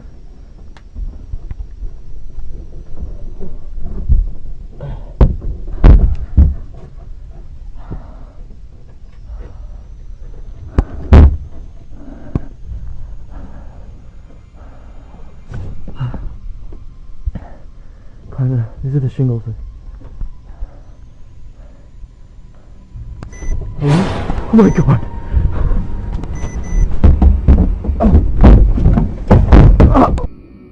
After seeing this rake-like creature, Hasue falls from the roof from shock. He grabbed his rifle and returned to his roof, but the creature was no longer there. The creature seems to be bald with a large round head, but no facial features can be seen.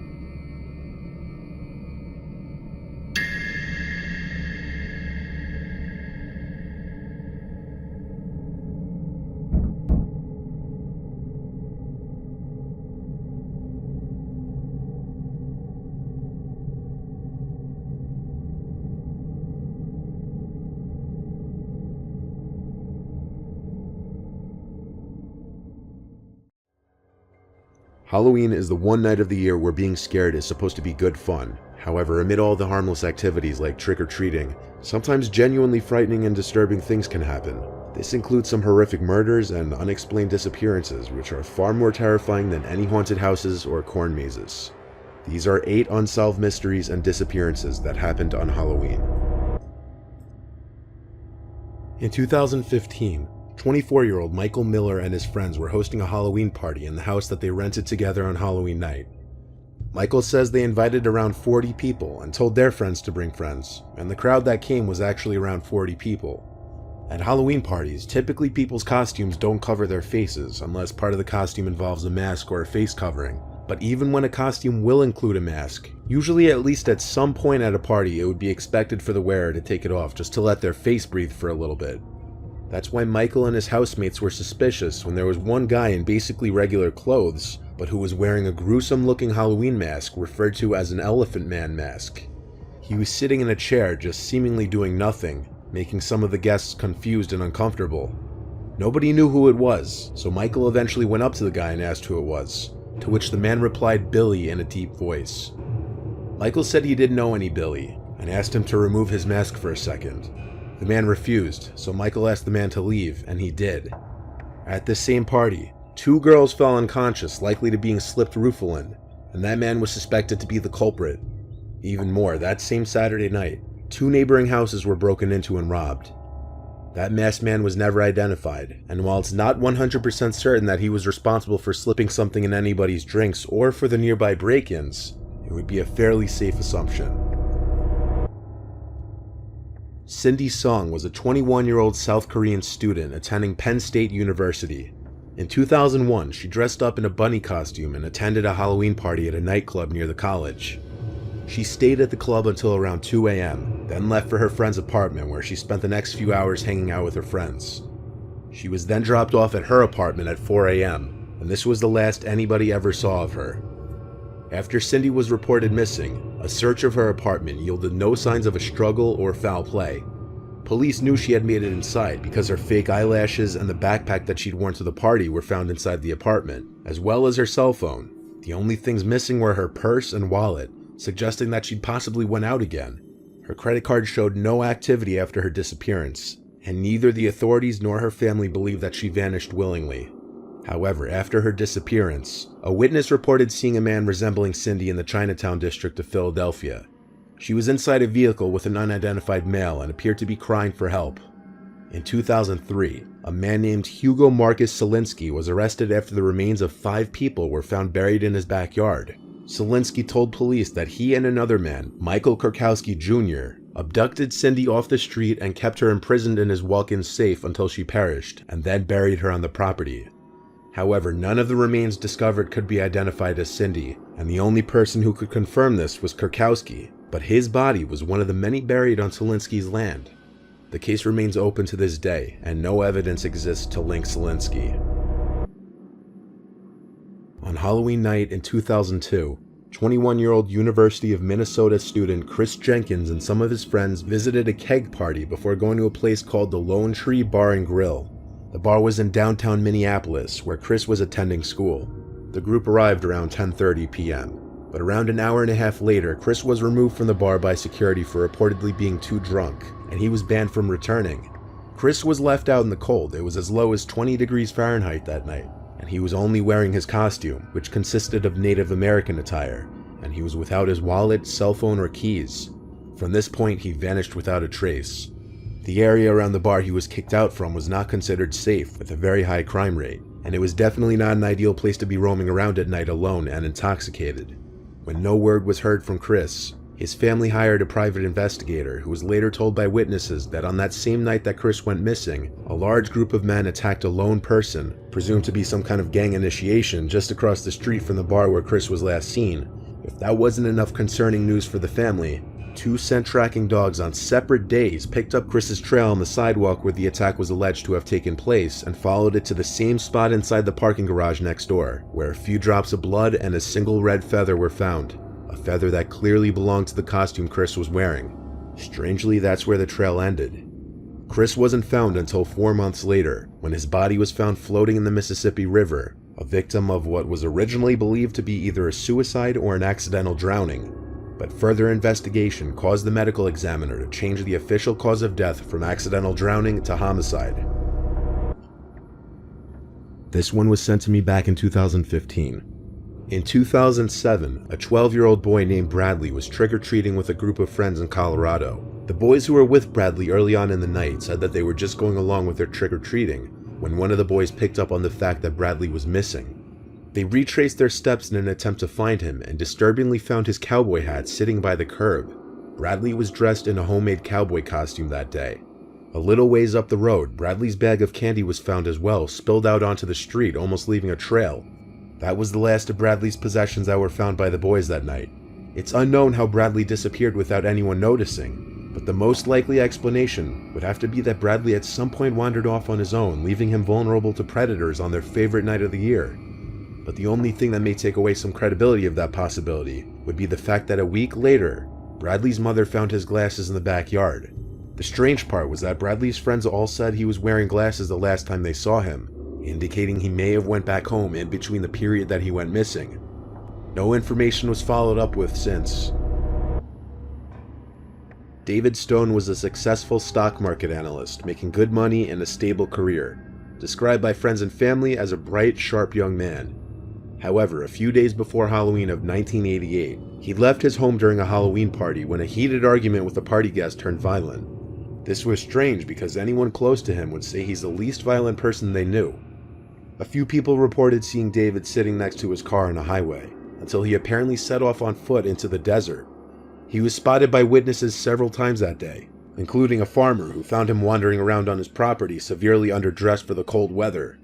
He was apparently muttering something about being in search of the beast before vanishing for good. He was last seen on Halloween Day. His car was found on November 5th off the same highway. Search teams headed north from the location of the car and found 2 pyramids made out of rocks and surrounded by a triangle, with David's Rolex lying next to one of them. 3 miles further north, they found a Fibonacci sequence, which is a number pattern used in stock analysis, etched into the soil. Bloodhounds were able to track David's scent along the highway 13 miles north from where his car was abandoned, but the trail went cold. His family found a riddle-like note inside his vehicle that read, "They think the word is in the safe. 6 knives in Rob's room. Use buy your tea and use take your chances, Halloween." Use buy your teas and take your chances is a play on an old saying about stocks and gambling, and in the New Age movement, having 6 knives in your house would mean a regretful yet necessary rite of passage. 2 hikers found David Stone's remains in the desert in 1992, 4 years after he went missing. Despite having no idea what caused his erratic behavior or how and why he died, there was no sign of any foul play. In 1981, a Manhattan couple named Ronald Sisman and Elizabeth Platzman were murdered in their Greenwich Village apartment in the late hours of the night. The 2 were brutally beaten before being shot in the head, and the apartment was completely ransacked. Sisman, the boyfriend, was allegedly involved in drugs, so it was initially thought that that may have been a possible motive for the killings. However, the case took a bizarre turn when a prison informant claimed that one of his fellow inmates had somehow predicted the crimes weeks before it actually happened. That inmate was the son of Sam killer David Berkowitz, an American serial killer who pleaded guilty to 8 shootings that began in New York in 1976. There's even speculation that Berkowitz was involved with a satanic cult and didn't commit all those murders on his own. According to the informant, Berkowitz told him that his alleged cult was planning to break into an apartment in Greenwich Village on Halloween night and perform a ritual murder by shooting a couple in the head before ransacking the place to remove incriminating evidence. This description matched exactly what went down in their apartment. When questioned, Berkowitz claimed that Ronald Sisman possessed snuff footage of one of the Son of Sam shootings and was planning to hand it over to the authorities to avoid some drug charges. But to this day, no evidence was found to support Berkowitz's claims. Therefore, no one knows if the murders of Ronald and Elizabeth had anything to do with the Son of Sam case. It was Halloween night of 1996 when 40-year-old Veronica Safransky of Argyle, Minnesota went missing. Veronica attended a Halloween costume party with a friend at Mick's Bar and Grill in Warren, Minnesota a few nights before Halloween. Veronica's friend was unable to locate her inside the bar around midnight. However, witnesses told authorities that Veronica was seen with a man named Kevin Skirvin leaving the bar together. They left the venue in his black pickup truck with Oregon license plates. This was the last moment Veronica was seen. She was reported as a missing person later the next day, and later that year, a belt believed to be part of her costume was found along a country road not far away. An extensive search of the area didn't yield any evidence as to where she could be. Kevin Skirvin, the man she was seen leaving the bar with, had a history of sexual assault convictions, and he admitted to departing Mick's Bar and Grill with Veronica, but claimed that he did not know what happened to her afterwards. He had never been charged in connection with her disappearance. Authorities have said that there are many wooded areas in Marshall County where Veronica's remains could be easily concealed.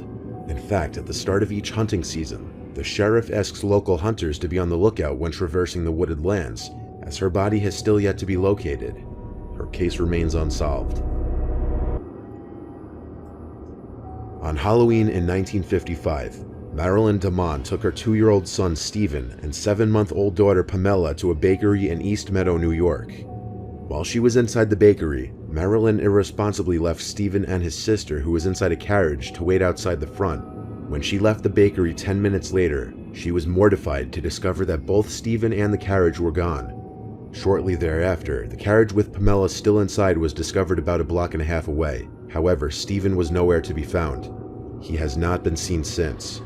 In many cases where infants are abducted, it's theorized that the perpetrator wanted a child of their own and decided to raise the missing infant under a new name. Over the years, DNA testing has been utilized in an attempt to determine if Stephen DeMond was ever given a new identity. At one point, investigators noticed that Stephen bore a resemblance to the infamous boy in the box, an unidentified child who was found murdered inside a cardboard box in Philadelphia in 1957. However, after DNA testing, all indications were that the boy in the box was not Stephen DeMond. In 2009, a Michigan man named John Barnes came forward, believing he might be Stephen, but some DNA testing also ruled this out. It's possible that an adult Stephen DeMond might be living another life somewhere under a different identity, unaware that he was once taken from his real family. It may also be a possibility that Stephen was murdered long ago, and his body was never found. Either way, his current whereabouts, dead or alive, continue to remain unknown, and at this point, will probably never be known.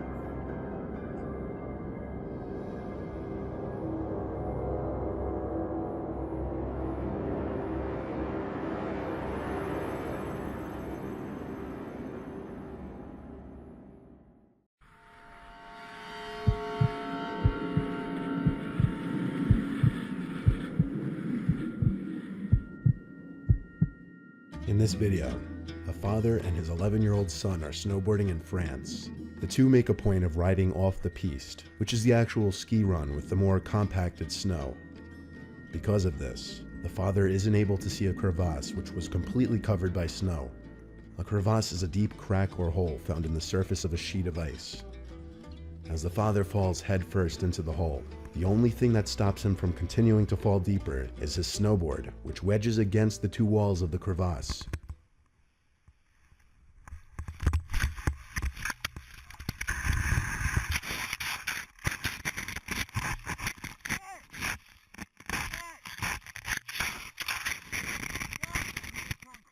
Luckily, his son notices and hears his father's cries for help before he's too far gone, and comes back to try and assist him. When he's unable to help, the son calls for assistance, and 3 doctors who they passed earlier came to his aid to dig him out. At one point in the video, you can see just how far down the crevasse seems to go, and had his son not noticed him fall in, he may have fallen in deeper to a point where it would have been impossible to find him. In this video, a father and his son are glazed the space around a tree under its branches that does not get the same amount of snow as the surrounding open space. Therefore, it can end up sucking a person in if they get too close. I just need to breathe. If the father had been ahead of his son, it's likely he may not have been able to save his son, as you can even hear him say at one point that he couldn't breathe.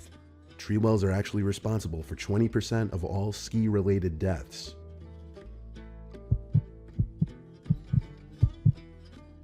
Many people fear the ski lifts more than the actual act of skiing or snowboarding down the hill. There have actually been many ski lift horror stories to surface the internet, some involving death.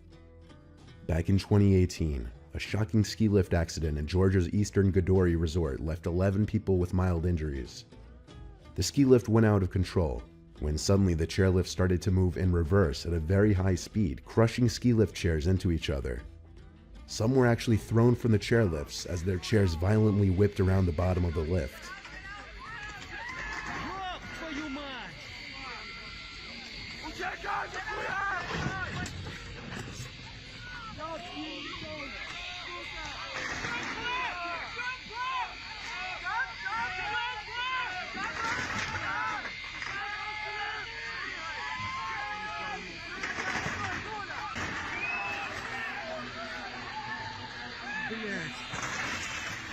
In the background, you can see people hanging onto their chairs, waiting until they were close enough to the ground to jump.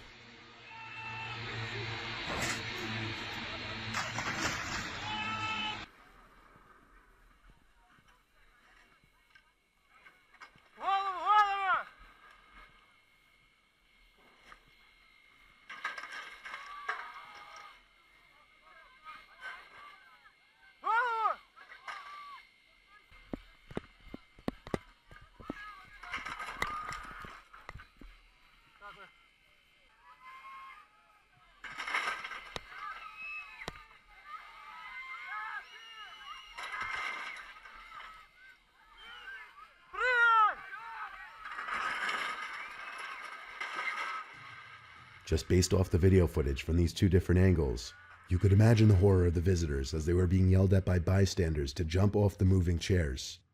This accident did not lead to any deaths.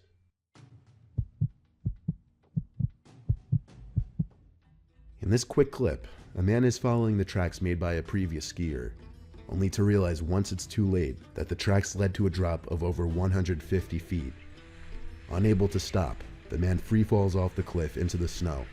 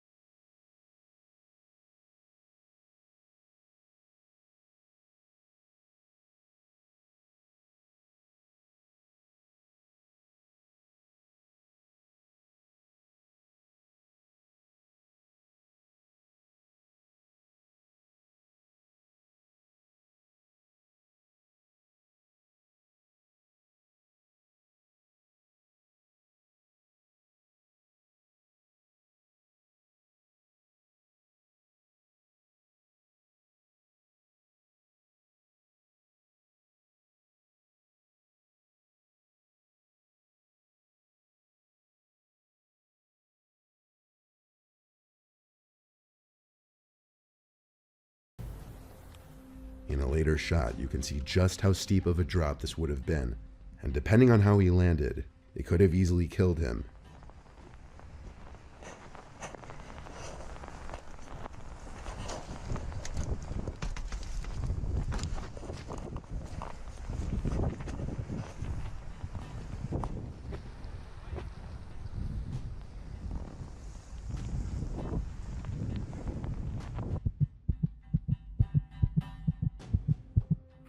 This was a video posted on this channel many years ago. Maybe some of you remember it. An inexperienced snowboarder was tackling slushmans at Bridger Bowl, a very intense slope for somebody inexperienced with that kind of terrain. He comes up to some rocks that he knew he couldn't snowboard around, so he takes off his board to walk around it. Almost bring me over this board. Nope. As his board starts to slip away, he frantically grabs for it, causing him to start sliding uncontrollably down the rocky slopes. Oh shit!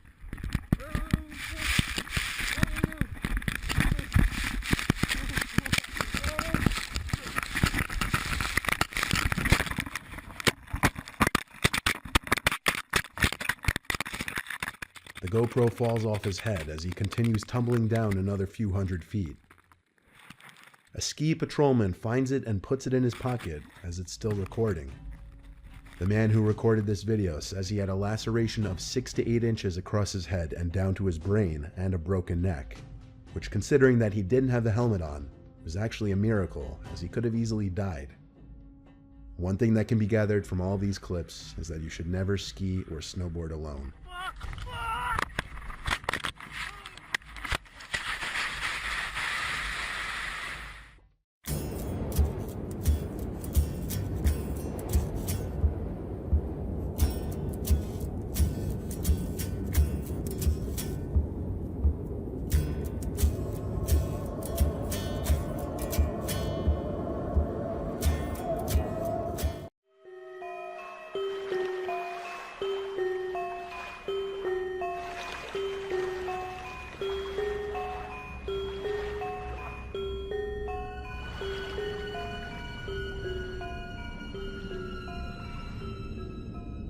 It was approaching the end of summer, and my friends and I wanted to do some cool, mischievous things before going back to school. So, we had the genius idea one night to sneak into a nearby community pool. It was actually only a couple blocks away.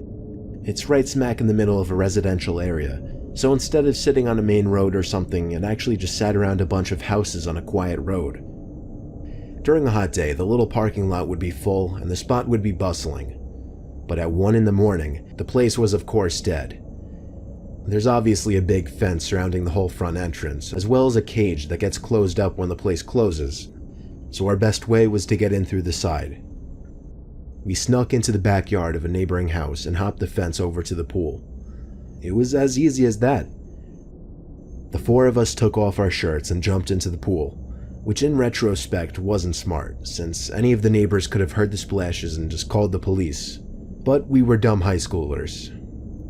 It was very, very dark within that whole enclosing. This pool had no lights, which is why it closed at sunset. James, Courtney, and Alyssa were on the other side of the pool, as I was just kind of doing my own thing at first, swimming around and getting my face wet. I saw Alyssa get out of the pool shortly after and run away. I swam over to see what was going on. She was just going to the water fountain though. The 3 of us just bopped around in the water for a bit, and eventually we heard Alyssa jump back into the pool from the other side. It was too dark to see much more than her black hair covering her face. But just then we heard Alyssa playfully call something to us as she was walking back to the pool. The 3 of us in the pool looked at each other. I know they were doing the same thing as me, counting heads. There were 3 of us on this side of the pool, and here came Alyssa walking over to our side. So who was that on the other side? Alyssa got in, but the 3 of us were distracted, looking at the head bopping around the water across the pool. James said across the pool, "Who is that?" Not even 2 seconds later, the head went underwater and disappeared from view. We took this time to whisper to each other, mostly things like, what should we do? What if that's security? And should we run? Suddenly I felt something grab my leg with force and tried pulling me down into the water. I kicked, splashed, and yelled for help. James came over to pull me out of the pool, while the girls were already running for it, screaming. It wasn't until I got to the stairs of the pool that the grip on my leg was released and I was free. We hopped the same fence we climbed over to get in and ran all the way back to Alyssa's house. I was convinced that whoever that was a security guard. That is, until they literally tried to pull me under the water. We don't know what to think. There are a few possibilities. Maybe it was just another kid messing with us, maybe it was a security guard who went way too far, or most likely, it was a dangerous person who had ill intent.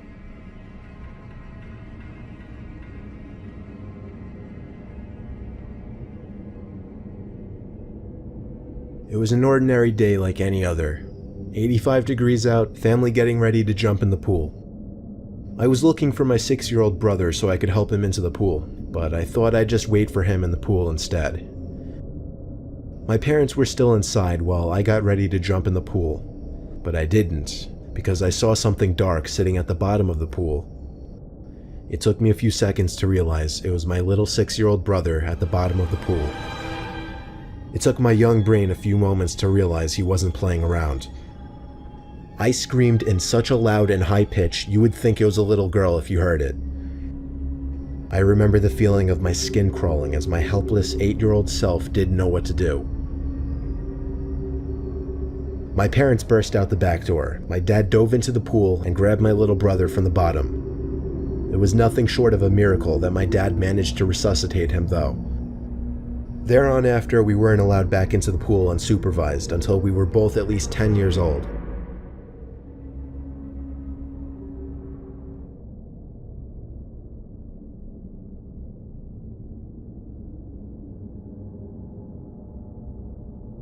I remember waking up from a deep sleep and looking at the clock, seeing it was around 2 in the morning, when I heard splashes coming from my pool in the backyard. My bedroom window didn't have a view of the pool, so I had to run downstairs to the den to get a view. And let me tell you, I was freaking out on my way down there, especially given that I live alone. The blind was shut, but the windows were open, and I could still hear a little splashing coming from the pool. I had to be quiet opening the blinds, otherwise I risked exposing myself. I lifted the blinds only enough to get a view of the pool, but the splashing stopped. I waited a few minutes before deciding it was safe to go outside. I walked up to the pool and nearly had a heart attack when I saw a body submerged underwater on the shallow end. I pulled the body out of the water, hoping it was more than just a body still, but he didn't seem to be breathing. I looked around my yard in a panic, and by an off chance, caught a glimpse of somebody standing in my bushes. I ran back inside of my house and called 911. The police arrived surprisingly quickly and followed me to the backyard to find nothing but an empty pool. The body was gone, and so was the person standing in my bushes.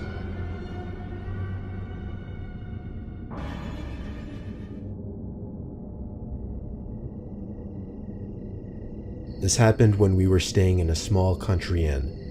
It was a family trip to some distant resort where our extended family would be meeting us. It was such a long drive, however, that we needed to stop for the night.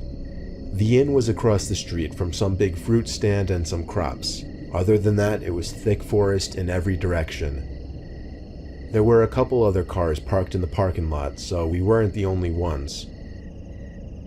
We arrived there after eating dinner at some small diner, so the day was basically over. The sun had set, but it was still early and we didn't know what to do, so we decided to hop in the pool that the inn surprisingly had. There was no one around to stop us, so as far as we knew, it was allowed. We kind of just played typical pool games that we played ever since we were little kids, like Shark. We thought it being dark made it more fun, even though it was kind of creepy being surrounded by nothing but forest for miles. For whatever reason, I was peering over to the woods. There was a guy just standing by a couple trees. He didn't appear to be attempting to hide or anything. It was blatantly obvious he was glaring over to us. I did a little side head nod to my brother to let him know what I saw. He looked over and said, "Jesus Christ, that's creepy." The man then walked over to the poolside and took a seat on one of the lounge chairs. He just looked at us and said, "Wonderful night for a swim, huh?" And then a pretty off-putting chuckle.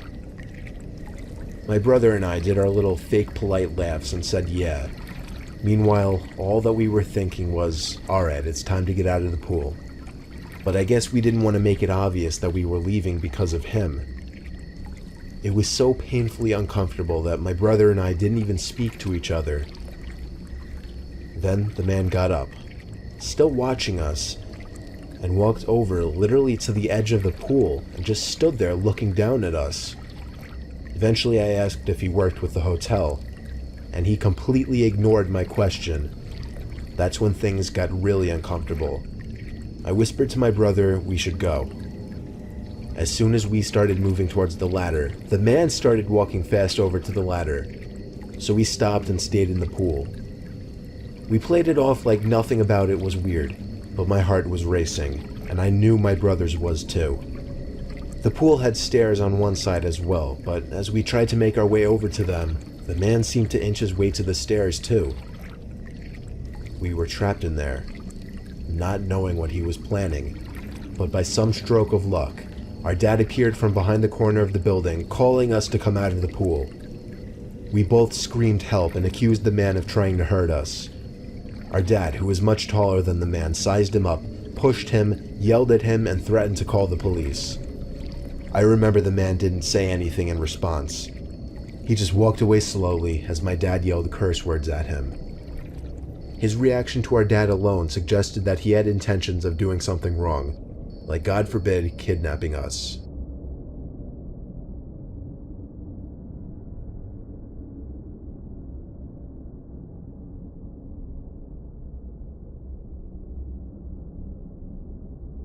I'm going to share a very disturbing memory from my early years.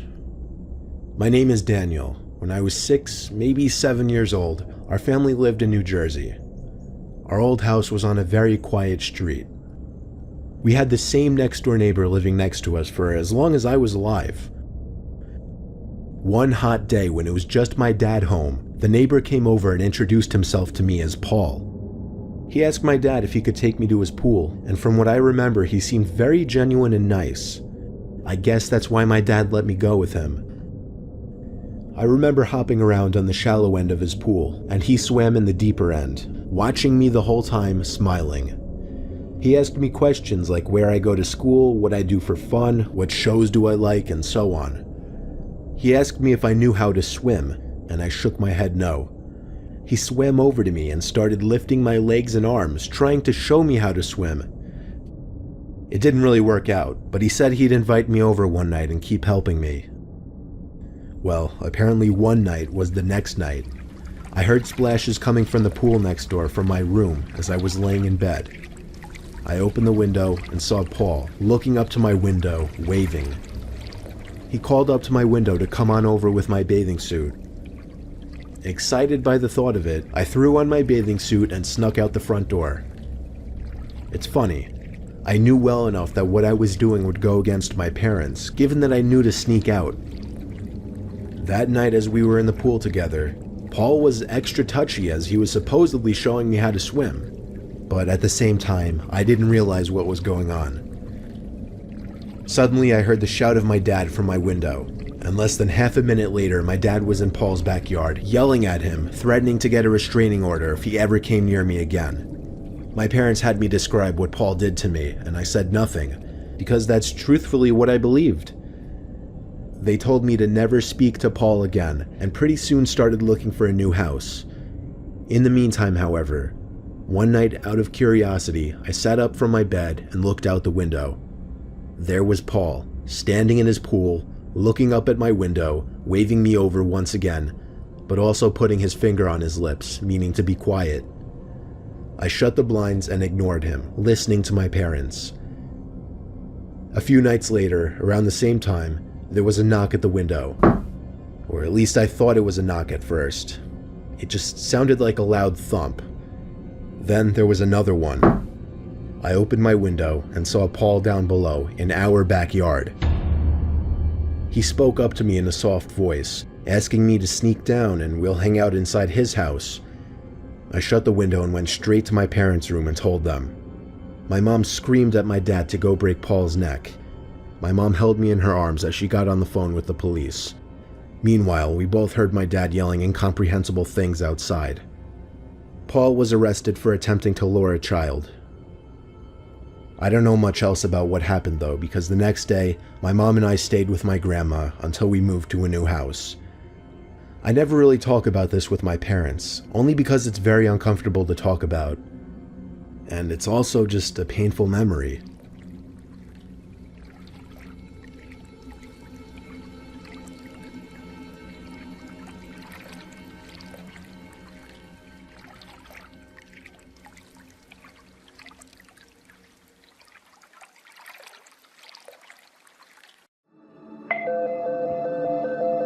Lockdown, lockdown. This is an emergency alert.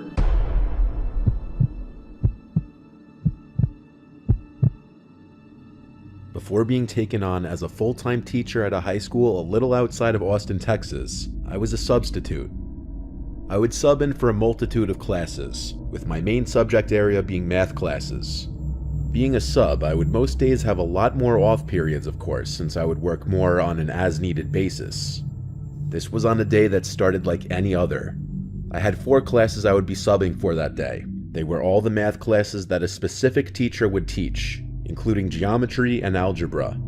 I would usually enjoy subbing for science classes, as the teachers would usually just have me show the class an educational documentary and then hand out a question sheet which would be handed in at the end of the class to be graded. With math though, you'd actually have to teach the material as a sub. I arrived to school and picked up the keys from the front office to the 2 classrooms I'd be subbing in that day. Both classes were in the math hallway, which was downstairs to the far left of the school. The periods I was teaching that day were something like 2, 3, 7, and 9. I had already taught the first 2 classes, so I had about an hour and a half before the 7th period class I'd be teaching. During most of this time, I stayed in the classroom of the last class I just subbed for since it was empty for the next 2 periods. I was doing a mix of work-related and non-work-related things on my laptop. Period 6 there would be another class here, so I'd migrate to the teacher's lounge by the back of the school. After the second bell rang and period 6 began, I was walking the empty halls to the teacher's lounge. I'd been in the lounge multiple times, and honestly it would usually be subs sitting in there, if anyone. The teacher's lounge is pretty much in the back corner of the school, by a separate back entrance that's only unlocked from the outside by teachers' ID cards. I set my belongings down on a table in the empty teacher's lounge, and this was when I heard knocks at the back exit door. I went out to the hall and to the doors, where I saw a clean-cut looking man with gray short hair and a button-down shirt tucked into khakis, with a black jacket over all of it. He looked like a teacher. He saw me through the glass and smiled and asked me to open the door. I asked if he were a teacher here. He said, "Yes, my name's Mr. Abrams. I don't have my ID on me today." I opened the door for him, and he thanked me and quickly walked past me. I noticed that now he had his hand in his right pocket. He had some serious movement in his step. He seemed to know where he was going.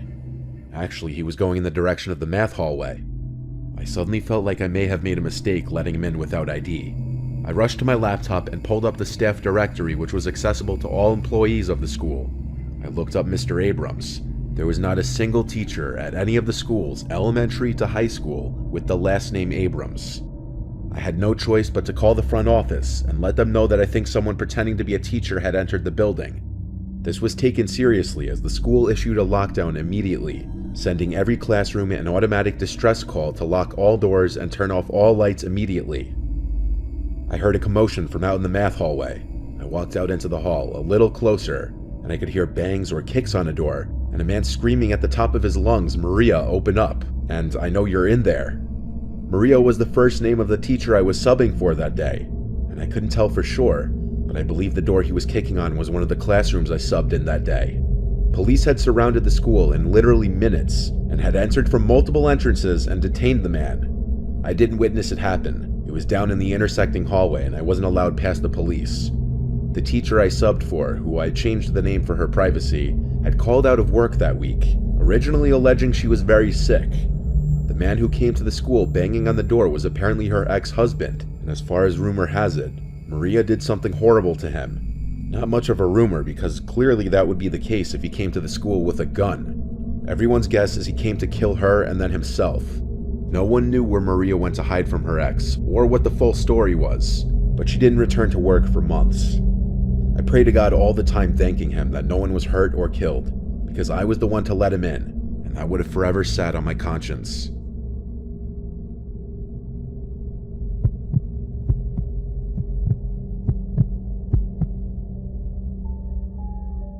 This story is told in the perspective of a college-aged female. I attend university in Massachusetts. I currently live off campus in my final year here, but this took place when I was a freshman living in the dorms. Freshmen are on the first floor of every building on campus. This was the winter semester. It was a freezing cold day. I just finished up my last class around 5 p.m. Our professor let us out really early. It was already dark out as I was walking back to my dorm. On my walk back, I got a text from the university. The text started in all capitals saying, "Attention all faculty and staff, get to a safe building immediately," as a suspicious man was walking around campus approaching women with crude, threatening comments and telling them he had a gun. The text mentioned that university police were aware of the issue and were on full alert looking to find the man. I picked up the pace in my step to get back to my dorm building. I started looking behind me every few seconds, and suddenly noticed someone walking not that far behind me. It was a black man in a huge winter coat. I couldn't gauge his age from this distance. But also, he could have just been a student. At that point, I was being paranoid. Plus, the text didn't specify the person's race. I rushed to my building, and when I got there, I let myself in. To get into any dorm buildings on campus, you need to use your student ID cards. I entered the building. The first door shut, then I opened the second door. That's when a loud bang at the first door made me jump. It was that man from behind me before. He was asking if I could open the door. I was about to ignore him, but then he said, "Please, I'm cold." I turned to look at him, and he had this pleading kind of expression on his face. I asked, "Do you live here? What's your room number?" He said yes, he's on the 3rd floor, but he ignored my asking his room number twice. I said, "Sorry, I can't let you in." This is when he started saying vulgar, horrible shit that I don't want to repeat. He started licking the glass and commenting about what he's gonna do to me as soon as he gets into the building. In disgust, I ran to my room and slammed the door behind me. I turned on the lights as it was pitch black inside and my roommate wasn't back yet. I texted my dorm group chat saying I think the creepy man the school sent a warning about was at the front door of the dorm building. Don't come anywhere near. Everyone replied the same thing. OMG, call university police. That's what I did. I got the number off the website and called them. Told them right away the creepy man with a gun was at our dorm building. When they asked if he was still there, naturally I walked to the window to look outside. I screamed at the top of my lungs for 3 seconds when I saw the man on the other side of the glass, smiling, shaking his head, doing this disgusting motion with his tongue. I pleaded with the officer on the line to send the police there now. The man on the other side of the glass took off running, and he disappeared into the darkness as soon as he was beyond the light of the light posts. I still cried for the police to hurry, and as soon as one of them got to my dorm room, I let him in and described what the man looked like. He told me to stay in my room and don't leave again for the night. He advised I tell all my friends in the building to do the same. An additional text was sent out to all residents of my building. The hunt for that man went all night apparently. They never found him. The things he said to me were beyond disturbing. I didn't see a gun on him, but honestly anything could have been in his massive coat pockets. The campus had extra police on duty the rest of the week.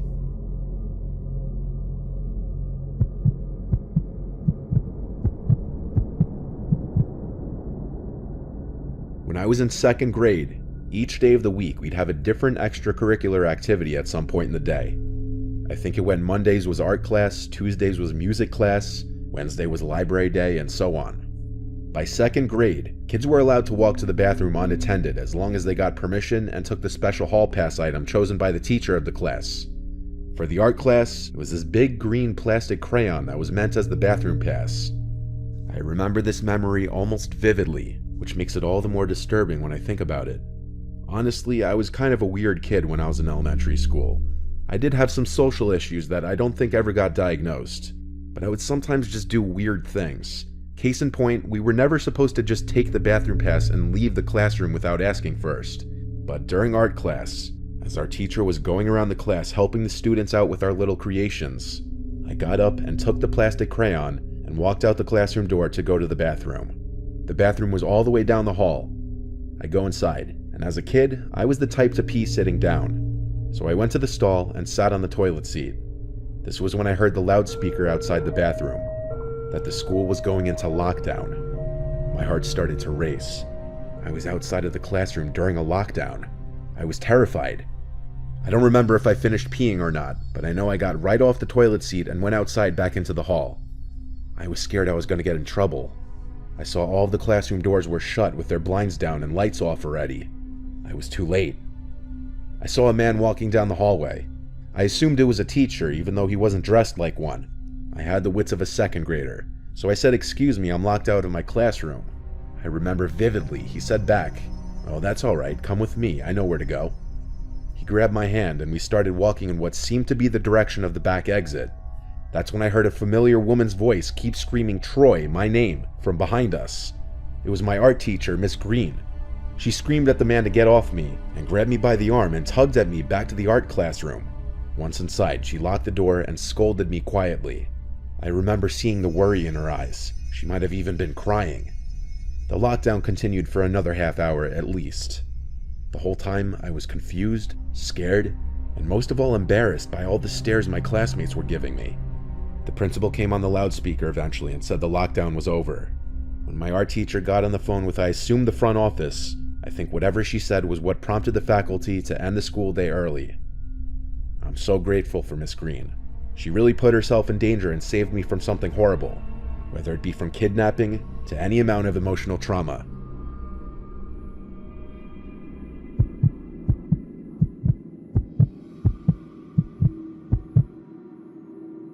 This happened to me when I was a junior in high school, around April or May of 2019. I live on the Mississippi Gulf Coast, but for privacy reasons, I'll leave out the school name. I played the double bass in our school wind ensemble, and every morning we had rehearsal in the band hall. We were about halfway through rehearsal when I heard a knock on the band hall door, which opened to the outside. I don't think anyone else heard the knock because we were in the middle of performing a song, and I was standing with my double bass on the perimeter of the ensemble, along with the percussionists, so I was closer to the door. Before anyone could say anything or react, one of the percussionists who I knew just blindly went over to the door and opened it for the person outside. We had been repeatedly told by the band directors to never open that door for anyone on the outside unless it was a student, and even the students had to show their student ID badges through the window before being let in. But we still have to open that door a lot for other students as it locks on its own. So he probably just opened it without thinking and didn't look through the window. As soon as he opened the door, the person forcefully came in and walked to within 15 to 20 feet from where I was standing. It was a middle-aged Latino man, about 5'6", wearing a gray hoodie and cargo shorts. I immediately noticed that the guy had both of his hands in his hoodie, with what appeared to be a heavy object. The band director saw him first and immediately stopped conducting, and the rest of the band turned their heads around to see what was going on. The band director asked with a nervous but forceful tone, "Can I help you?" The man replied in broken English, "Yes, I came to check out my daughter." The band director asserted, "This is not where you check out students, you shouldn't be here." The man then asked where he should go to check out his daughter, and to my surprise, the band director directed him to go out the band hall double doors and make a right down the school's main hallway to the front office. The man thanked the director and quickly walked out of the band hall into the school. During this whole conversation, I had my double bass turned in the man's direction and stood behind it so that it would maybe somewhat shield me from any bullets. After the man had disappeared down the hallway, the entire orchestra was speechless for a minute or so, processing what just happened. The director immediately called the school security, and within a minute or so, the school was on lockdown. The director turned off all the lights in the band hall, and we all crammed inside whatever tuba lockers we could find. A whole 5 minutes passed until 2 armed security guards came running full speed through the band hall in the direction that the man had gone. Another 10 or so minutes passed and the lockdown was over. The school never came out with an official statement of the event, nor could I even find any local news articles about it. I suppose the school was trying to keep the whole thing a secret, for such a stupid breach of security would certainly damage its reputation. but I later heard from multiple other students that the man had just committed an armed robbery somewhere near the school and was fleeing on foot from the police when he decided to take refuge in the school, pretending to pick up his daughter. I also heard that he was found with a gun on him, which explains the heavy object I noticed in his hoodie pocket. The fact that I was standing literally 15 or so feet from an armed intruder inside of a school for a whole 2 minutes still terrifies me to this day. Although I know the band director was probably trying to keep his cool so as not to piss the guy off and cause him to shoot all of us or something, I still think he made a huge mistake by directing the man to go further into the school instead of telling him to go back outside and enter the school through the front door like every other parent or visitor has to. Had that man had worse intentions, that situation could have ended tragically. I'm glad I'm not in high school anymore, because now I know firsthand how easily such things could happen at the hands of a careless mistake.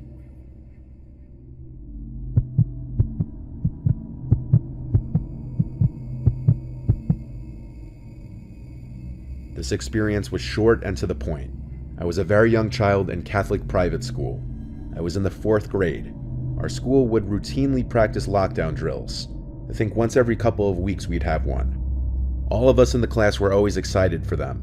For some reason as kids we just found it to be fun. It's all a joke when you're that young. Half the kids don't even realize what you're practicing for, and the other half who do don't ever expect a real lockdown to happen.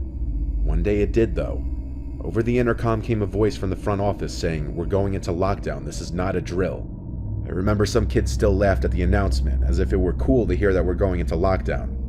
No one could have prepared for what came next. As our teacher seemed concerned and rushed to shut the door and the lights and yelled at us to get in the corner, I think that's when everyone realized this wasn't just a regular lockdown drill. Something serious was going on. We all huddled in the corner of the room. Each door had a narrow glass window which could be looked through. Suddenly the silence was broken by crazed screaming from the halls. It was one lone male's voice. It was just incoherent screaming. The man was chanting something. The screams got closer, and I remember how scared we all started to get. The screams got closer until they were right outside our classroom door, and then bangs on the door made a bunch of us scream and cry. The man on the other side of the door screamed, "Your God is dead. Jesus didn't die for your sins. You're all gonna burn." Our teacher tried his best to calm us down as the screams intensified, and the man started to yell, "I hear you in there. I see you. Open up the door." The man screamed words I didn't understand at the time, but I believe looking back he was screaming Islamic phrases and shaming our religion. I was too young to put it all together immediately. The bangs on our door stopped, and the screams continued further down the hall away from the door, but they could still be heard. The crazed man continued through the halls. The man's screams were overpowered eventually by the yells of other men. There was a huge commotion in the halls during what I presume to be the moment he was taken down by police or security. We had to stay in the lockdown position for a long time even after this. After a while, the lockdown was over, and the school day was cut short. Parents were called to pick up their children. Luckily, my mom didn't work, so she was able to come pick me up right away. It was a bit of a scarring experience. We were all so young that we didn't even understand the gravity and freakishness of the situation. I'm just glad no one got hurt.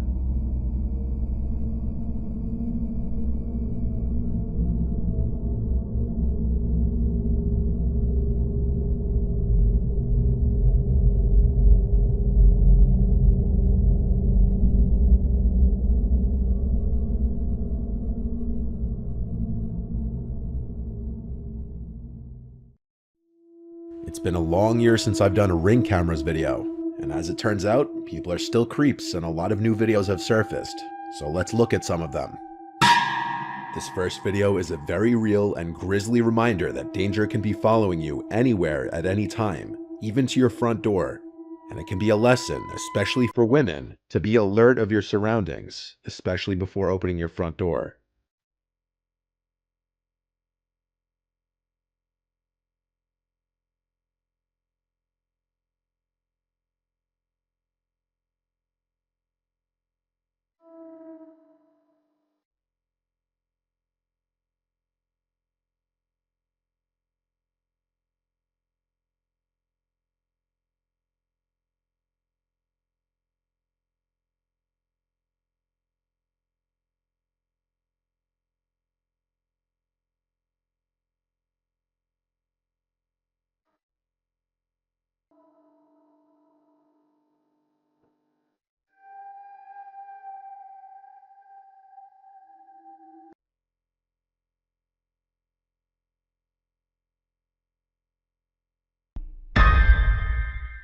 As you just saw, a mother holding her infant daughter unknowingly leads a man to her front door and was mere seconds away from him getting inside.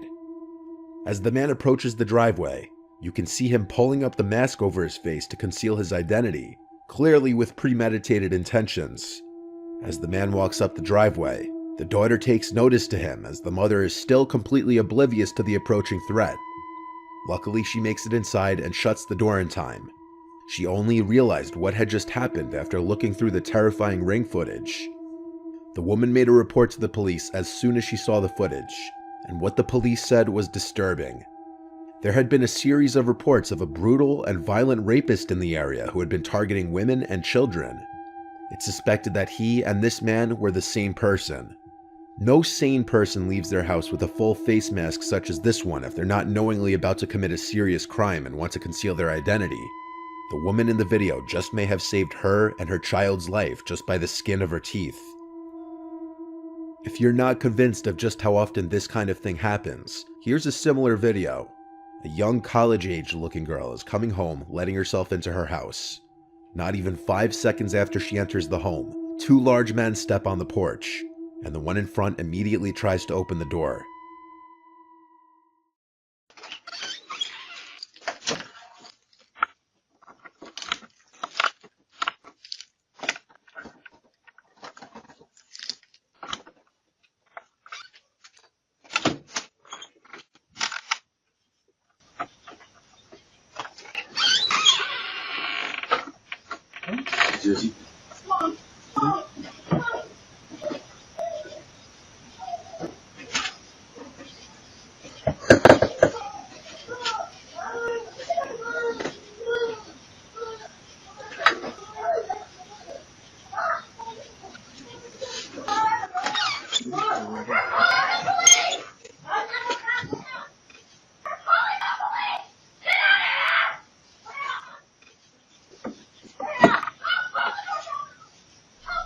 Some people think the men looked genuinely confused and may have had the wrong house.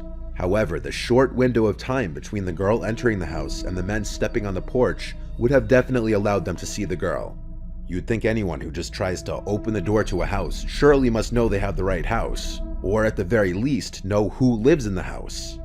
It could also be argued that when the man turns to his friend behind him, he's making mention of the camera, and so he pretends to think he has the right house by sticking around and knocking, despite the obvious screams from the girl inside as she notices the men at the door.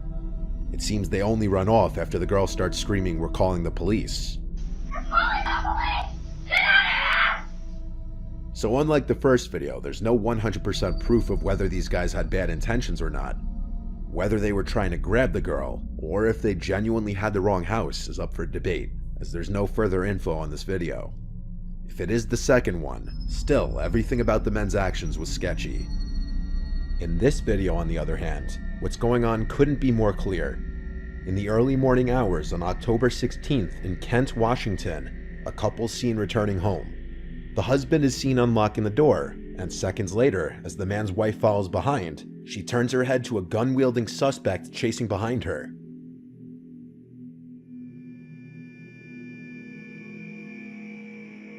She acts quickly and runs inside, locking the front door. The suspect then spots the ring camera and hits it repeatedly with his gun, effectively breaking the device.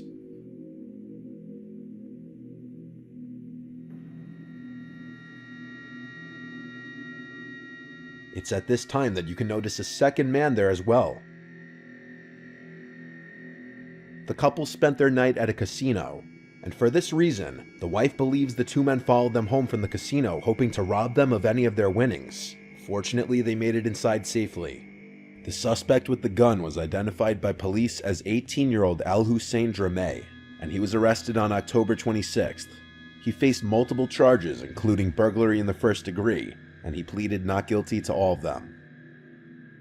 With this fourth video, we move to something a little more paranormal. This was caught on a TikToker named Nolan Brock's indoor Ring security camera while he was sleeping on the couch. At 1:39 in the morning, he's awoken to the pantry doors opening and some kind of cracks or bangs coming from either inside the pantry or from the doors themselves.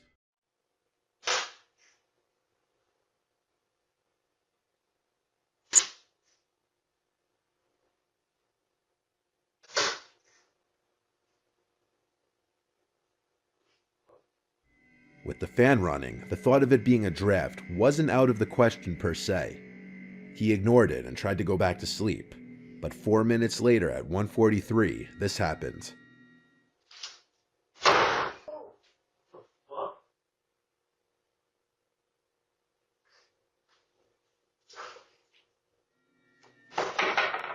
One of the doors is aggressively yanked shut, and this officially removes any possibility of a draft being the cause of the doors moving. It's safe to assume he slept in his bed the rest of the night. This next video also comes from inside of a house instead of the front porch, and this one can play on one of the biggest fears of a lot of people, and that is someone lurking around your house as you sleep. In Wichita, Kansas, a family's Ring cameras captured some terrifying video footage of a stranger standing directly over sleeping 15-year-old Anaya Robinson at around 2:30 a.m. on a Friday night. This was the footage captured.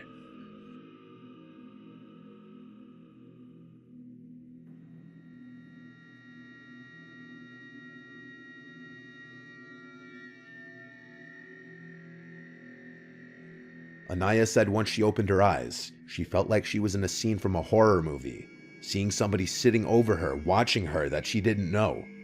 Anaya rushed to her mother Angel's room, screaming there's somebody in the house, and after being jolted awake, Angel made sure her 2-year-old daughter and Anaya were safe in a room before calling the police.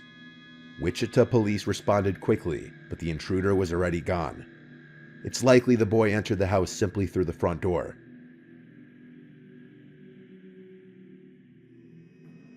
Luckily, the Ring cameras clearly caught his face, and using this footage, the police acted on a tip and were able to arrest a 14-year-old boy whose name was not released. The boy faced aggravated burglary and theft charges. In November 2021, a woman reported on Twitter that a creepy-looking man had been standing outside of her apartment almost every night for an entire month. She included a few of the videos caught by her Ring camera, and it shows the man creepily standing there for extended periods of time, facing her door.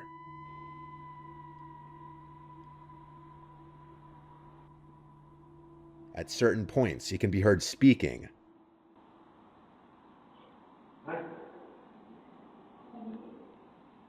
But what he says is impossible to hear.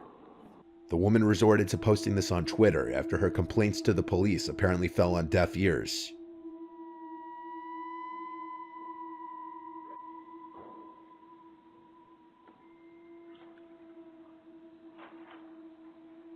It was a few days after her initial post that she posted an update stating that her friends and family confronted the man, which seemingly got him to stop. Additionally, the post going viral prompted her building security to do an additional routine throughout the night. I can't seem to find her Twitter profile anymore, so there don't appear to be any updates on the matter. And in this last video, an El Paso resident's Ring camera catches what appears at first to be a woman in danger seeking help at their front door in the middle of the night. But this may be a much more sinister situation than that.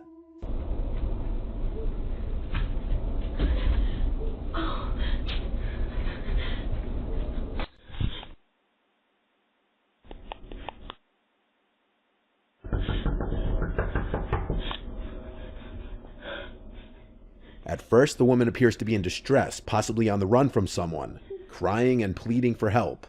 But things start getting suspicious when she hides anytime a car is approaching.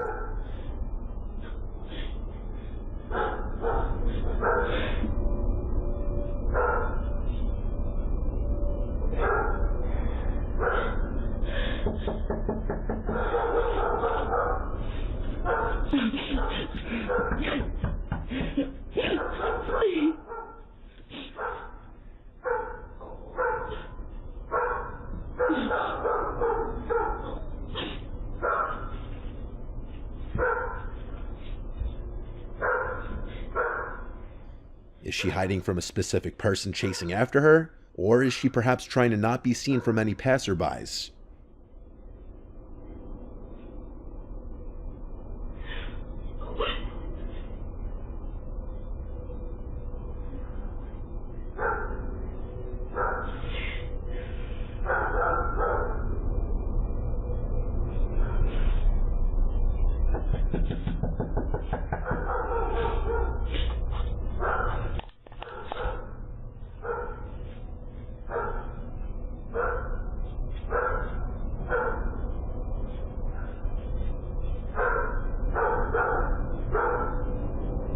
After the neighbor's driveway light turns on, a car's headlights approach from the right, and she's seen casually walking away, presumably to get in that unseen car, perhaps because her driver was growing paranoid that too much attention was being drawn, so they needed to leave.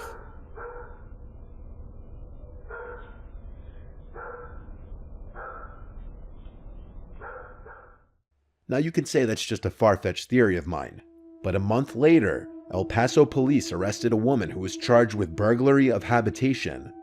That woman was Krista Nicole Cordeaux. The woman in the video looks identical to the woman in this mugshot. The charge this woman faced is defined as the act of entering any building illegally with the plan to do something serious, such as harming the owner, damaging property, or stealing. Suddenly, the prospect that this woman could have been trying to trick an unsuspecting person into opening their door doesn't seem so far-fetched.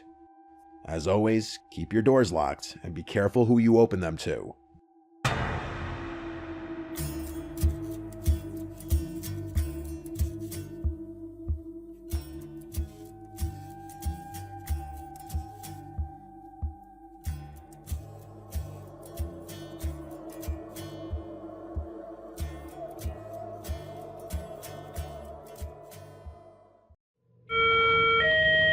Immediately go to the nearest room and lock and barricade the door. Stay low and stay quiet.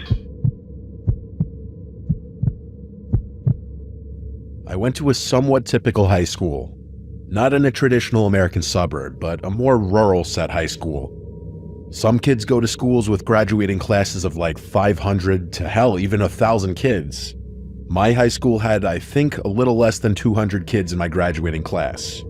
It was the kind of high school where even if you weren't friends with someone, you still knew them by face and name. Walking down the hallways, you'd know basically 99% of your peers, at least in your own graduating class.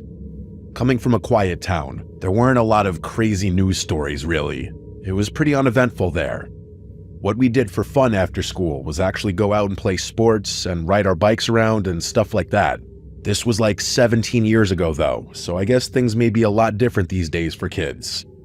Another thing I always felt that was unique about our school was that there didn't really seem to be any bullying for the most part. Like, at least not the typical cliche movie-style bullying, where kids are getting pushed into lockers or having their lunch money stolen. When I think back now, I can't really name a single kid from my graduating class who could be labeled as a bully. Sure, there were kids who just tease others, but nothing too serious. Of course, there were quiet kids in our grade, like every school has, but there was one kid in my grade who literally never spoke at all. I'm gonna just name him Luke for this story.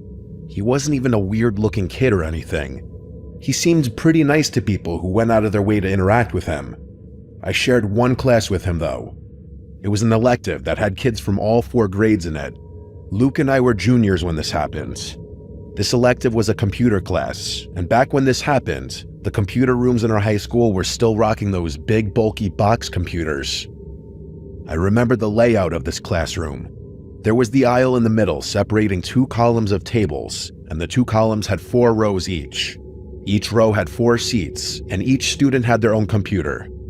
This class wasn't full, so there were probably like 26 filled seats out of 32. Luke always sat in the second row in the furthest seat to the left with no one next to him, as everyone else sat with people they knew from their respective grades.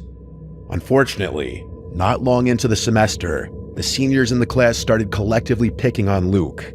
By this, I mean some of the seniors would make jokes about how quiet Luke was, that it was scary when the teacher would ask certain things. For whatever reason, our teacher never stood up for Luke and told them to cut it out. The teacher was a bit of a pushover from what I remember. Maybe that was why. As the semester went on, it got a little worse. I remember at one point seeing a small piece of paper fly from the back row from the seniors right to the back of Luke's head. I remember he turned around and had this very telling look. The seniors continued to make fun, one of them saying, "Wasn't me," and blaming one of the other seniors. The look on Luke's face just looked like a mix of sadness, anger, and just defeatedness. I genuinely felt bad, but I didn't get involved. Eventually, one day I saw Luke sitting on a curb not far from the high school after school ended one day. I passed by him as I was walking to my car. I have an early birthday, so I was driving around halfway through junior year. Given we were in a quiet area, no one was exactly walking distance from school. So I did the right thing and said what's up, and asked if he needed a ride home. His face literally lit up a bit as he said yes. We walked to my car, and from there on, he guided me to his house. It was about a 10-minute drive to his house. We talked a lot during that car ride. I told him he should just ignore the seniors in our computer class. I said they're a bunch of deadbeats anyway. He said they're not the only ones that he's sick of. He implied that he deals with people picking on him in multiple classes, which honestly made me feel pretty terrible for him. In those 10 minutes, I felt like I learned a lot about Luke and got to know him as a person just a bit, and he seemed like a decent kid. As I dropped him off, I made a comment to him about how close we lived, and then we said goodbye. Every day in class after that, we'd say hey to each other, but admittedly, I unfortunately never got involved whenever he got picked on. Well, one day, Luke didn't show up to class. Computer class was 4th period. It wasn't until 7th period English that an announcement came over the loudspeaker saying, "Lockdown, this is not a drill." I remember everyone looking around nervously, and I remember our teacher looking the most nervous. She ran to turn off the lights and told everyone to hurry to one corner of the room. Seeing how nervous our teacher was only made all the students even more nervous. We sat with the lights off for a long time. It had to be 20 to 30 minutes until there was another message on the loudspeaker. It was the principal, explaining that there was someone in a mask carrying a black duffel bag trying to get into the school. Our school had really good security, and when someone spotted that person approaching the school with what could only be assumed to be guns or any kind of weapons in that duffel bag, the doors were all locked. The school day was cut short after that once a few police cars were on the scene. I remember it being a Friday, so I took a few of my friends home to my house so we could hang out. I'd be lying if I said I remember the small details thereafter of that day, but I think it was that same night that I woke up in the middle of the night to light tapping at my window. And I could see someone on the other side of the glass. I started freaking out, and before running to get my dad, I took a closer look and then said, "Who is it?" I heard Luke's voice as he said his name. I felt like my heart dropped a second time. I went over to the window and lifted it just a crack. I said, "What are you doing? How did you find me?" And he said through the window, "I tried to do something bad." And it instantly clicked. I mean it. It instantly clicked in my head that it was him. Before he could even tell me, I said, "Was it you who caused the lockdown?" And he said yes. I was scared to ask him what he was planning on doing. Instead, I asked him how he found me. He admitted to remembering the deli that I said I lived by, and he eventually found my car after biking around the area. That explanation didn't make it any less disturbing. Luke asked me if he could come in and talk about what he planned on doing, and I said no, I cannot let him in, nor can I hear what he planned on doing. I actually recommended he go to the school and confess to whatever he was going to do, and when he refused to walk away from my window, I said "Dad" really loudly, which worked in scaring him off. I went to my parents' room and woke them up to tell them. My mom was the one who insisted on calling the police. She was distraught. When a police officer eventually came, I had no choice but to tell the truth. I gave Luke's identity, and I explained that he had just come to my window admitting to potentially almost doing something horrible at the school. Obviously, the police were already aware of the lockdown, so I believe police were sent to his house that night, but after speaking with Luke's parents, they realized Luke wasn't there. I believe it was the next day that Luke was either found or he just returned home and police were still waiting there, and he confessed to what he told me. As far as our graduating class knew, Luke was charged with something like making a terroristic threat. I know he did time, and I know he's been out a long time. To be honest, I don't really know if he's still around. Part of me always wanted to feel bad for Luke, witnessing how loneliness and getting picked on can probably eat away at someone. He followed me and came to me simply because I showed him an act of kindness, something I unfortunately believe nobody else showed him. Still, the fact that he admitted to bringing a gun to school with a mask on, even if he didn't admit to intending on carrying out the implied threat, I can't fully believe he simply came to the school with a gun just to scare people. I think he for a split second had a horrible plan and got cold feet and regretted it. I just hope Luke eventually got the help he needed.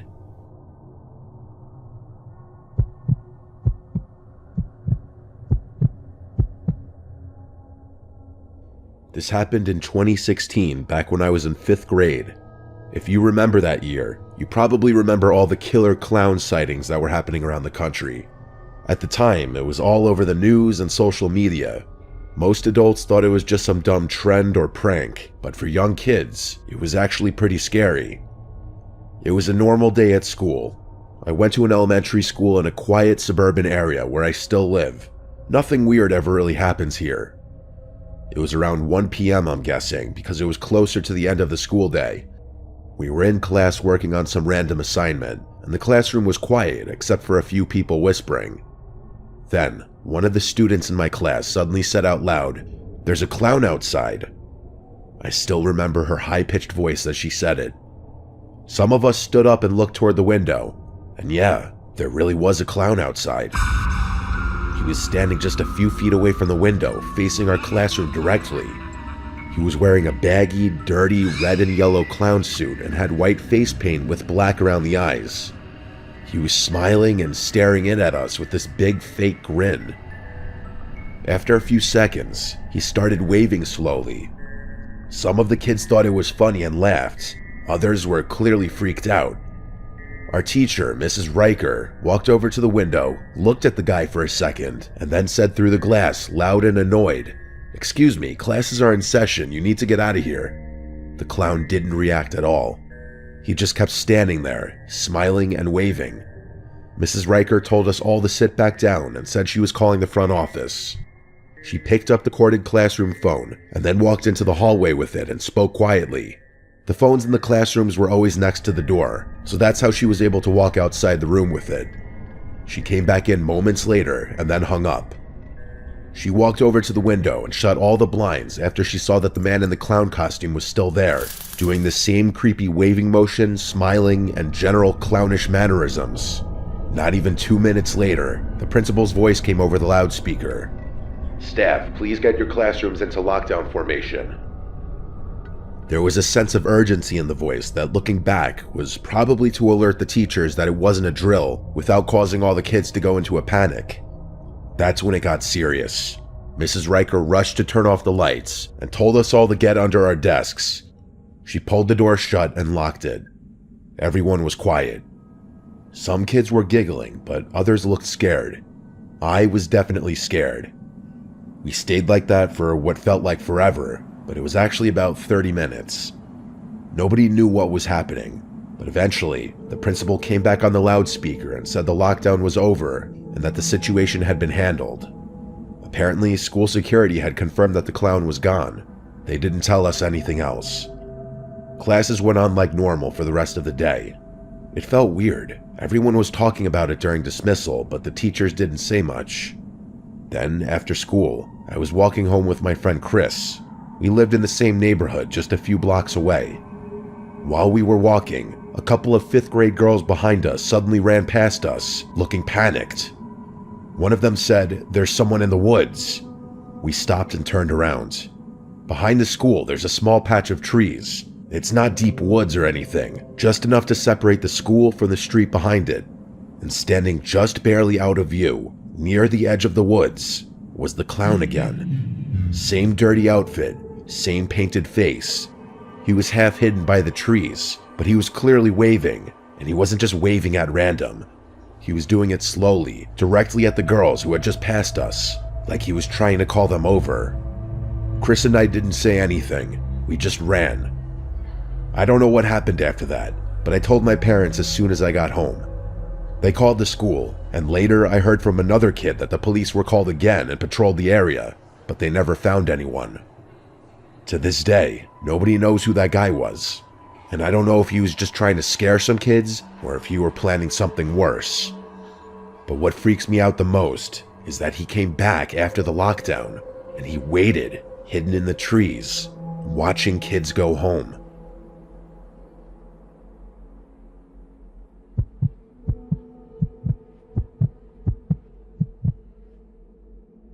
So this happened not long ago. I live on the outskirts of Philadelphia, where it's me, my son, and my stepdaughter. I say stepdaughter as I've taken my best friend's daughter in legally. Around 2016, my best friend Joanne was murdered by her husband. He ended up making national headlines and was convicted of 5 more murder cases. He's facing 3 consecutive life sentences with no parole. Now I'm a middle school teacher at my son's school. He's the year below what I teach. My stepdaughter is the grade above what I teach, so their classrooms are not far off from mine. This incident took place on March 30th, 2020, when the lockdowns were slowly taking place. Where I taught, the school was rather distant from anywhere. The next school was about 10 miles, the gas station was about 2 miles, and the nearest park was about 600 meters from where we were. So we were one of the last schools to go into lockdown. Around midday of March, it was a normal heated Monday. I was teaching math at that time for the 6th graders. All of a sudden, I get a notification on my phone that someone was here to pick up my stepdaughter. The system that works is the main emergency number gets a notification if someone is picking up your child. The thing is, my stepdaughter was 3 classes down from me. She had no appointments, no close family that lived in a good radius from us. I replied that I'm here at school and no one in a 10-mile radius is picking her up. This was sending alarm bells off left and right. They said that the person picking her up was her biological dad. The school doesn't have that type of information on file. A few minutes go by on the phone and it's dead silent. The lady tells me she's going to call the principal and see what he wants to do from there. A gut feeling didn't sit right with me. I called my stepdaughter's classroom and asked for her to be sent to my room. Just as I hung up, I was back to teaching when my stepdaughter came into the classroom. Not even 10 minutes later, the lockdown siren went off. I had kids push desks to the door and barricade the windows, and everyone sat in the corner. I had a pretty good feeling on who this lockdown was about. We were in a lockdown for about 46 minutes at this point. My main concern was how did he end up getting out? About 2 hours later, the lockdown was lifted and I was escorted out by the police. I was further questioned on how I knew this man due to the CPS records. I said I took my best friend's daughter in and explained the whole story. The police informed me that how he had gotten out was a prison bus transporting inmates to another cell, but a car came swerving in and crashed into the prison bus, leaving 10 prisoners dead on the scene, 2 prison guards knocked out, and 20 escaped. There were police already at our house waiting for the dad to show up, but he never did. When they heard the lockdown at the school, they knew it was one of the prisoners. If they had never gotten there on time, I honestly have no idea what would have happened.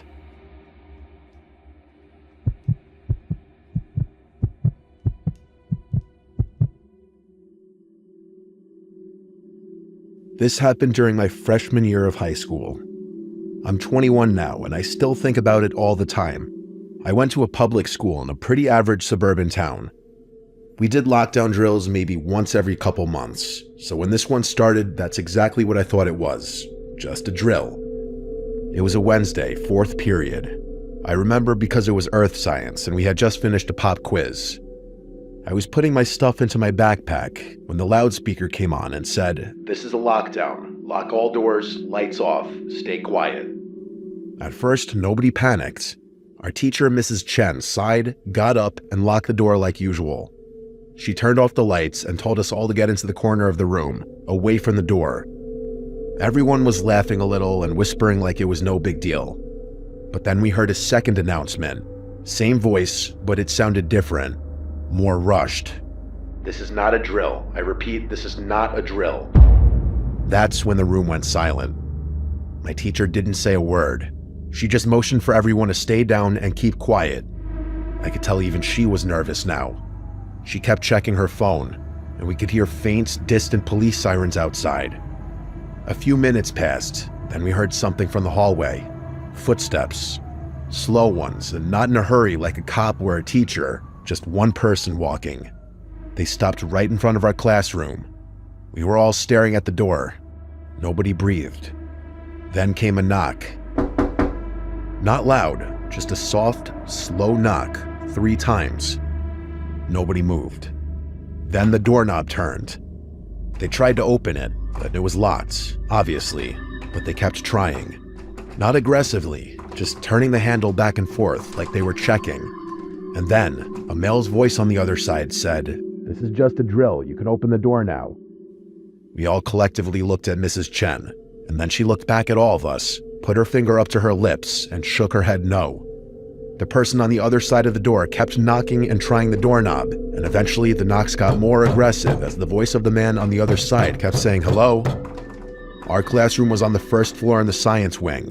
I can't tell you how much I was shaking in my shoes.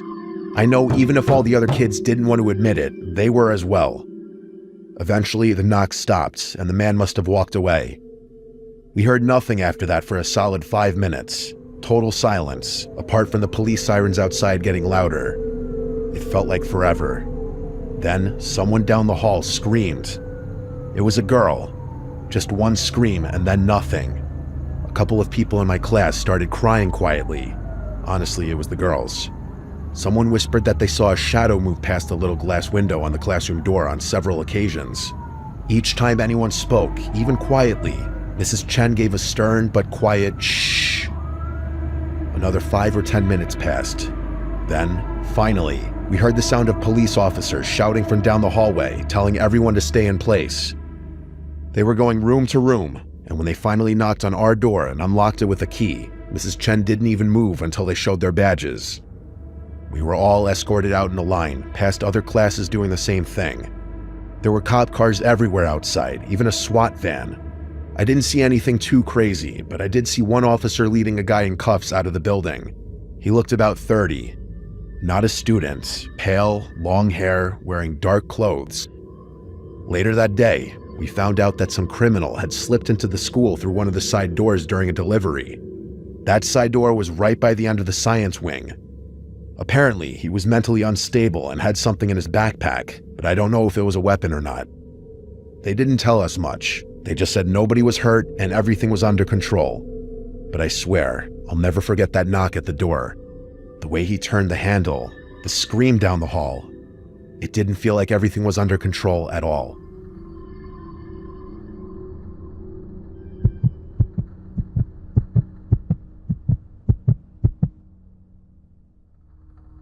I had just started school, and I already had a lockdown to tell.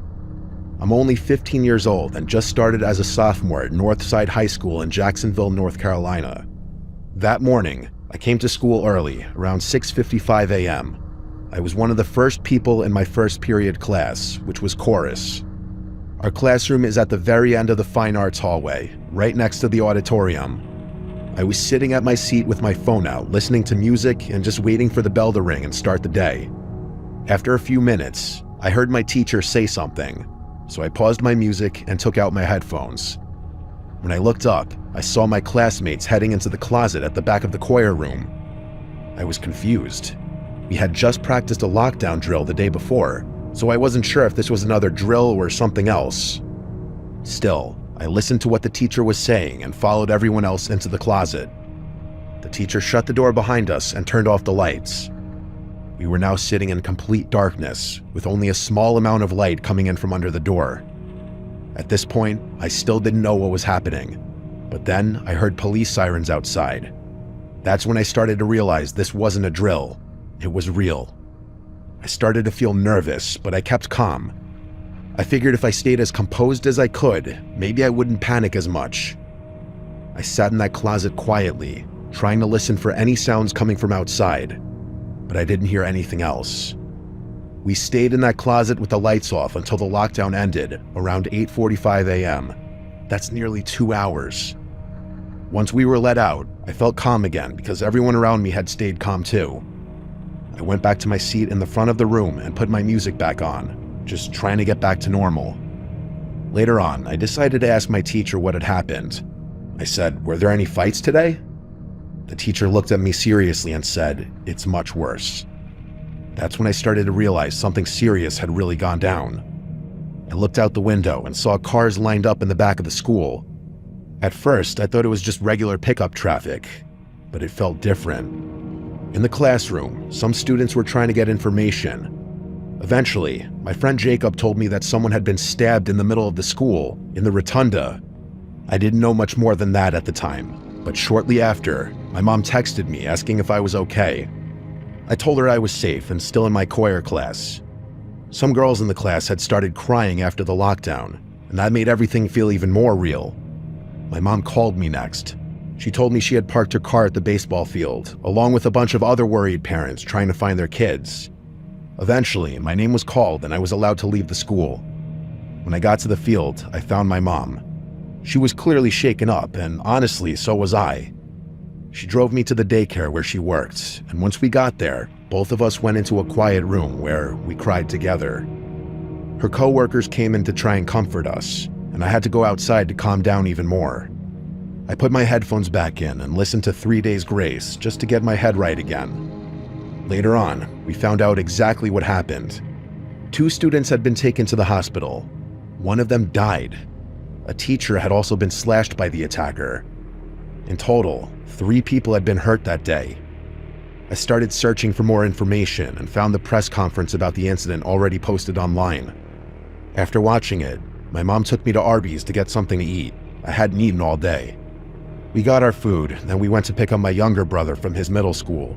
He told us he had noticed a lot of cops at the school, but didn't know what had happened.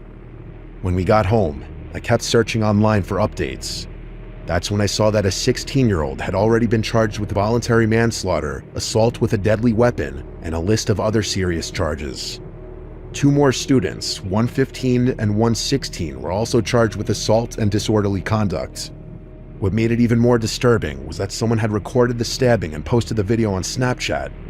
I didn't watch the video myself, but my mom told me about it. She said in the video, the person recording was running, so the phone was pointed at the ground, but you could clearly hear the screams of kids as the stabbing happened. My mom thinks the whole thing might have been gang-related, and after I heard that, I was scared. Scared that someone might come back to retaliate. Another attack, more violence. It's hard to believe that someone actually died. I didn't even know the kid, but I've been thinking about him ever since. I hope he rests in peace.